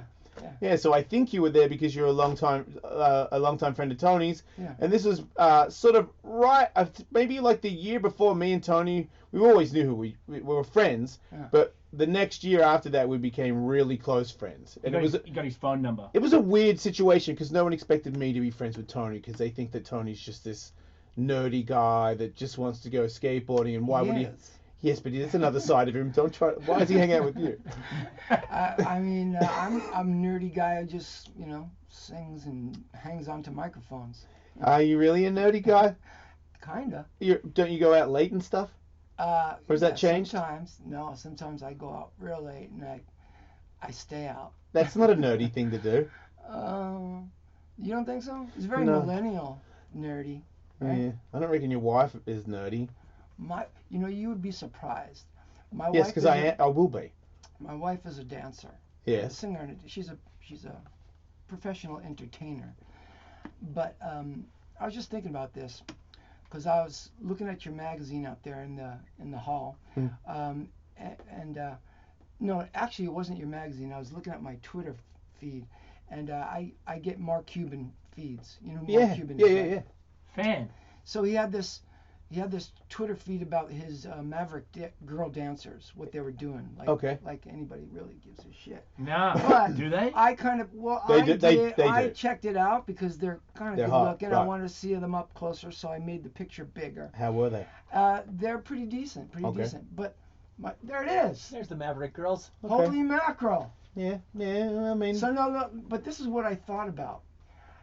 People don't understand this about dancers, why I'm so attracted to dancers. They're hot, yes, but they have a really good sense of humor, and they like to party. Dancers do? Yeah. All dancers, or just like 70% of them? I would say 95%. That's a high fucking number. They they love to party. They are like the life of the party, and they're really funny. Right. Wow. Where do you think that comes from? Wait, are you talking about ballerinas? Being very confident in their, in their movements and who they are. What kind of dances are we talking about? I'm talking about girls that shake it up, man. Right. Because most models aren't funny at all. But that's not. I know. Are not dancers. No, that was my counter to you're absolutely right. That's why I didn't marry a model. Yeah. Because after all, you get used to people when they look, the way they look, especially in the morning. Mm-hmm. Well, they better be fucking funny. Okay. Yeah. Because if they're not, then there you are. You're in a bad mood, and they just make it worse. Yeah. Yeah. No, I think the older I get, when my wife, who looks super hot naked, says something super witty or texts me something witty, I go to myself, fuck. I love you because of your brains and your humor. Here's my ego, though, Perry. I go, wow, you really picked a good one. You know what I mean? Like, you did all right for an idiot. You know what I mean? Because you got, yeah, she's super hot. And of course you would go for someone hot because you're, that kind of guy. Why not? I know, but I feel a little bit materialistic when I think that I have to go out with somebody that has to be a certain level of attractive. I don't think that that's fair. Oh, why not? Seriously. Why should looks be any different? It's like Yeah. I wanted somebody with the best possible personality. I Yeah. want somebody with the best possible sense of There you humor. go. I want somebody with the best possible integrity. Okay. Yeah. Well, Yeah. looks is just what's a pretty big box we're checking. Yeah, but my wife says to me this morning, she goes, I figured this all out. We just did this cleanse. Juice cleanse? It's a juice cleanse, right? But it had some food attached to it so that you wouldn't go out of your mind and break your fast. Mm-hmm. So, anyway, she didn't need to do this, and but you know how girls, they're always trying to be thin, thin, thin. And I always tell her, I don't like you thin. I like a real round ass. Yeah. Have you always liked a real round ass? Yeah. That's your guy, right? Okay. Well, you're super skinny. Do you eat a lot of food? No. Well, then that's fucked up. So you're just starving around looking super skinny. Me today, she goes, all I gotta do is be thinner than you. Yeah, that's fair. That's what she's at. She goes, no, I don't need to be the thinnest person. I just need to be thinner than you. That's the way it should be. And I said, well, you're gonna try to be thinner than me. You're gonna be really sad because I don't eat that much. Yeah. Have you always not eaten that much? Because you've always been skinny. Yeah. No, I just don't. I mean, here's the thing, man. I find that if you don't eat that much, you're like lighter and you can kind of zip around. When you sit down and eat heavy food, eat a heavy meal, you just kind of like sit there. Yeah. Because your body's going, wait, hold on a minute, I'm not done digesting all this stuff. Yeah. So I find that you don't need that much food. It's crazy. When you're talking not that much, are you eating in the morning, like three times a day, or? I would eat probably at least half of what you probably eat a day. At least half. Sometimes I forget to eat but a meal. But it doesn't bother me. You just don't feel. You think you just I don't live with think about hunger it. your whole life? No, I'm not hungry. I just don't think about It's it. probably got a really small stomach. But, It's used to it. Like, well, it's true because you haven't fed it that much, and you only need a little bit of water to get going. Yeah, you know what I do though? This is my secret. What? Ready? Water. I love eating frozen grapes. I Yeah. eat frozen grapes. I just like, but I eat constantly, but I'm noshing. It's Yeah. called noshing. So I throw in frozen grapes, man, and then my brain starts going. Because what I find is like, I'm a nervous eater. So like, if you and I were sharing something like a bowl of nachos, if you gave me some bad news, It'd be like, such a great day. if you gave me some bad news, like it's gonna cost you twice as much to get your bathroom redone. I'm going, what? Twice as much? I will just like start eating all the nachos, and the next thing I know, nachos are all gone. Is that like So Is that like from doing heroin and stuff for a long time? Do you think you're just like an addict and you're an addict at everything? No, I'm just kind of nervous, but like my nerves, I'm thinking a lot. I'm always thinking, so I don't even think about what I'm eating. I forget to eat. Is really what happens. See, I mean, thinking a lot. I overthink. I think my wife points it out to me. She's So like, stay "Don't away do it." from food, man. While you're thinking, and you'll be nice and thin like me. Yeah, because I think I got fat. I got fat by thinking and eating at the same My time. ex-girlfriend used to do the frozen grape thing to me. and I Mike think- Dolce recommends that. That's right. To what? Frozen grapes. Yeah. And he's like training to. The ex-girlfriend I had was hot with a round ass. Skinny. You Yeah. would have liked it. And sometimes I turn those grapes into wine. Yeah. So every now and then you drink though. Every now and then, sure. Why'd you say every now and then like that? Well, I'm not drinking right now. Okay, so you're kind of like you're like Doug Stanhope. You drink every night. I'll have a drink, whenever drinking's around, and if it's not around, I don't even think about it. Do you drink when you're singing? Oh yeah. Okay, that For helps. sure. Well, it does help because what it does is it calms you down and makes you kind of giddy and happy. I'm not an angry drunk by any means. If I was an angry drunk, I probably wouldn't drink while I was singing, but I'm a happy drunk, so I specifically drink when I'm singing. So you're like a nervous singer then? Yeah, or you could say I'm a slightly tipsy singer. It's not so nervous Giddy. when you're I'm a tipsy. giddy No, but I'm saying if you didn't drink, you'd be really nervous up there. Or I mean, really couldn't tell you because I've never sung so. Not one time. Well, there was the other afternoon I was singing with Jonesy on his show, and I hadn't drunk. Okay. So I drank, and I didn't drink that afternoon, and I sang just fine. Wow. And I can sing really well when I'm not drunk. I can hear myself. I probably sound worse when I'm drunk, but I think I make up for it with drunken personality. It's the vibe. Right. Yeah. So is that always? I mean, back in the day, as whatever you want to call it. Yeah. I mean, you seem like you were doing a lot more drugs than I was doing a lot of drugs, and I was like, I wouldn't go. I would love to hang out with Jane's Addiction, but I would be scared to hang out with them because I would try to live up to the amount of drugs they were taking, and I don't think that I could handle it. Yeah. And that's saying something, because people are always giving me a pat on the back for still being alive. Yeah.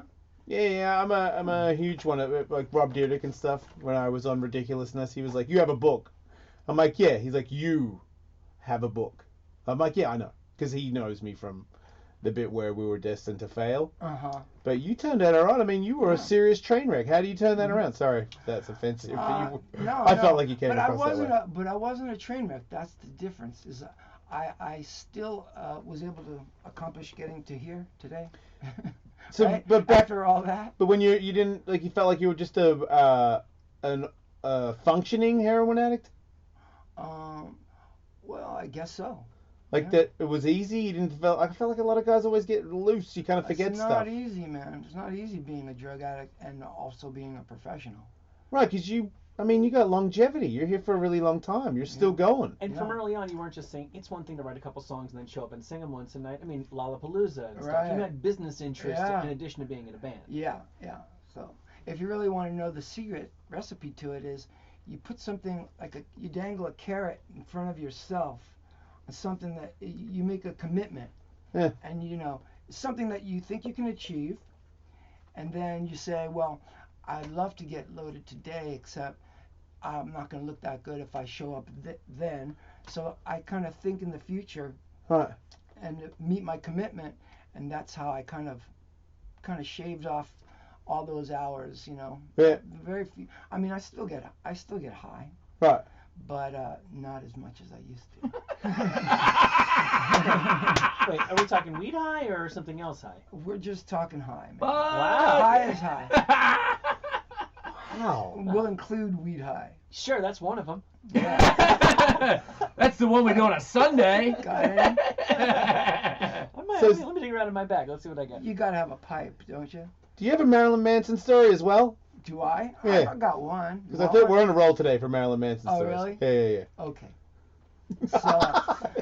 So we were, I forget where we were, but we were somewhere foreign, some foreign country. James was playing, they were playing on the same bill. And I hadn't seen, I'd met Marilyn Manson many, many years when they were on tour with Nine Inch Nails, so we know each other. Okay. Dave became very friendly with Marilyn. And so he asked me if I want to do some, what's the stuff that they drank in Paris? Absinthe. He drinks it all the time. Yeah, so he goes, you want to drink some absinthe with me? And I didn't. Because I didn't want to drink absinthe with him. Why not? You tell me, why not? Because you're going to black out and weird shit's going to happen. Well, I just didn't want to get really loaded on absinthe with him. But so he said to me, oh, I can't believe this. Farrell's scared to get drunk on absinthe with me. And I said, I'm not scared to get drunk on absinthe with you. I just choose not to get drunk on absinthe with you. There's a big difference here. And he took that? How did he take that? He had to take it. Right. How else are you going to take it? You just got to fucking take it. So he took it, and then they had to clear the hall because his group was leaving. And this big dude says, divert your eyes, and was shoving everybody around. What? So that he can pass through us, go pass us by.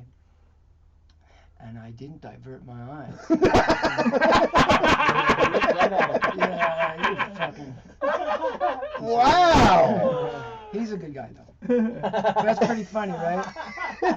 It's a weird to get high on absinthe with me. No, I just don't want to be fucking tripping and look at your face. I mean, it is right? Yeah, I'm with you. you. No. Now, if you had a maverick dancer, maybe I would get high with her on absinthe.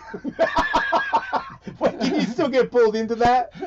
If there's like, are you one of those people that when there's a really pretty girl that they say is a dancer, that there's a thing that happens immediately? Because I've seen it. No. Are you denying First it? of all, no.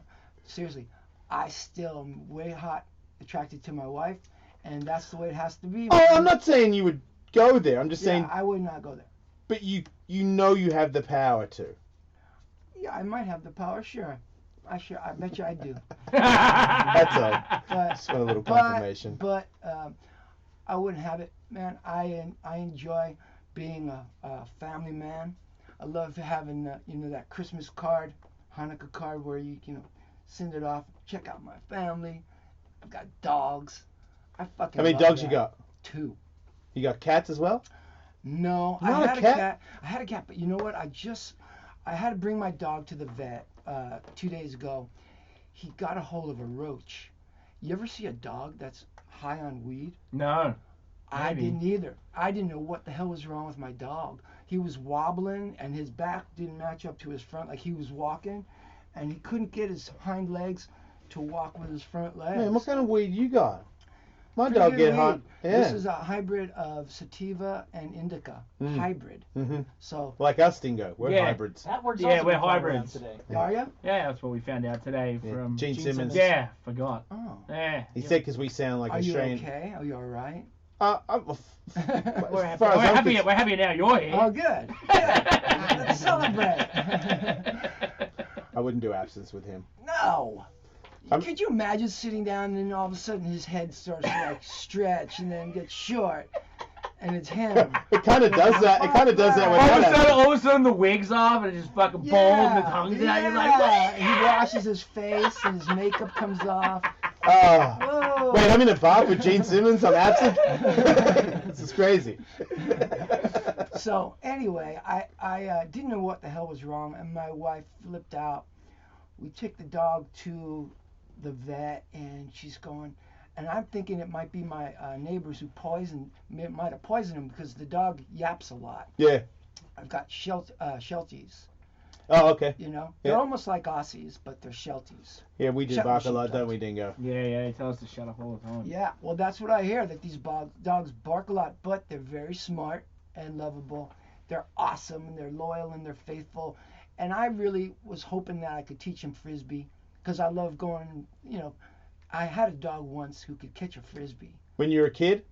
In my teens. Okay. Yeah, Wait, when you lived by yourself? Yeah. So it was your first adult dog? Yeah. Aw. So now I got 2 dogs that are like this dog, but they can't catch a Frisbee, but they do pretty good with the ball. But anyway, What happens when you throw the Frisbee? Does this hit him in the head? I hit him in the head by accident one Right. time, and now he thinks I'm trying to Kill him him with the Frisbee. Yeah, So yeah. every time I throw it, he goes running for cover. So that's out of I have to check that off. But I can Yeah. throw a ball to them, and they do great. Anyway, back We to should this call thing. Animal Resources. My friend, Perry's attacking dogs with Frisbees. No, I love dogs. We know. So anyway, a friend comes over unexpectedly 2 mornings ago, and I asked him if he wanted to smoke a joint. I just rolled a good one. So we smoke it, and he says, well, I got to get to work. Jeez, he gets up quickly, and I left the roach on the table outside in the backyard. I come back, and I couldn't find it. And I'm real good about my roaches, Yeah. Couldn't find this fucking roach, right? Anyway, later on that afternoon, I take my dog for a walk. For the first time in his life, I put the collar on him. He's like trying to pull this dog out of his crate, and he won't go. So I'm like yanking him by the neck like I'm hanging him. And he's like, fuck no, I'm not going. I thought, that's this really weird. He doesn't like being walked now. I said, I'll make it up to him. When he gets out there, I'm going to give him treats and everything. So he's trying to walk, and his back is like banging into the wall, and he's looking at me real weird. I said to my wife, I said, something's wrong. I think Seymour, the neighbor, poisoned him because he's barking. So we took him down to the vet right away, and the vet, she goes, okay, do you have rat poison? I go, no. But I go, but my neighbor Seymour, he hates our dogs, like he's banging pots and pans to try to make him bark and everything, like I catch this guy. So anyway, she goes, do you think he could have been any chance engaged in marijuana? And I go, oh. Yeah. Uh-oh. So that's what it was. Yeah. You immediately knew it was your fault. Oh, he knew where the lost roach went. Some good shit. So if there's any dogs listening that want to get high, head on over to Perry Farrell's house. Yeah, but there's more to you than just drugging your dog. For example, Yeah. Jane's Addiction is going to be appearing at this benefit concert. Absolutely. Friday, December 8th, benefiting Rhonda's Kiss, which sounds like a really nice childhood cancer Thanks, cause. man. Yeah, so let's talk about that for a minute. We've got only 1 minute. Really? Go. Yeah. Okay. So what they do is, as opposed to paying for therapy, what they do is they take care of the bills, your rent and your food while you're going through therapy. So that's their slant on helping to cure cancer. Okay, so what's that website again? What's the link? Well, so it's at the Hollywood Palladium Friday, December 8th, and Jane's Addiction. Can you post it, Andrew? Will be added to the bill. We actually have a couple of pairs of tickets that we can give away. If people want to give us a call at 855-ELLIS-41. We can take those calls off air when the show is done. Obviously, if you're in the LA area. Everybody else? First 2 calls, I'll give them tickets. 855-ELLIS-41. Perry, we've got to go. This sucks. I want to go for a ride, man. Let's go. Thanks for being on the show, dude. Rhonda'sKiss.org. Thanks for having me. Don't die. Oh, is Billy Idol on performing too? Well, that was a picture of Johnny Depp. He's sure on the website. Oh, that was last year then. Yeah. So this cat, funny, we're talking about getting high, right? The cat whose wife runs this thing is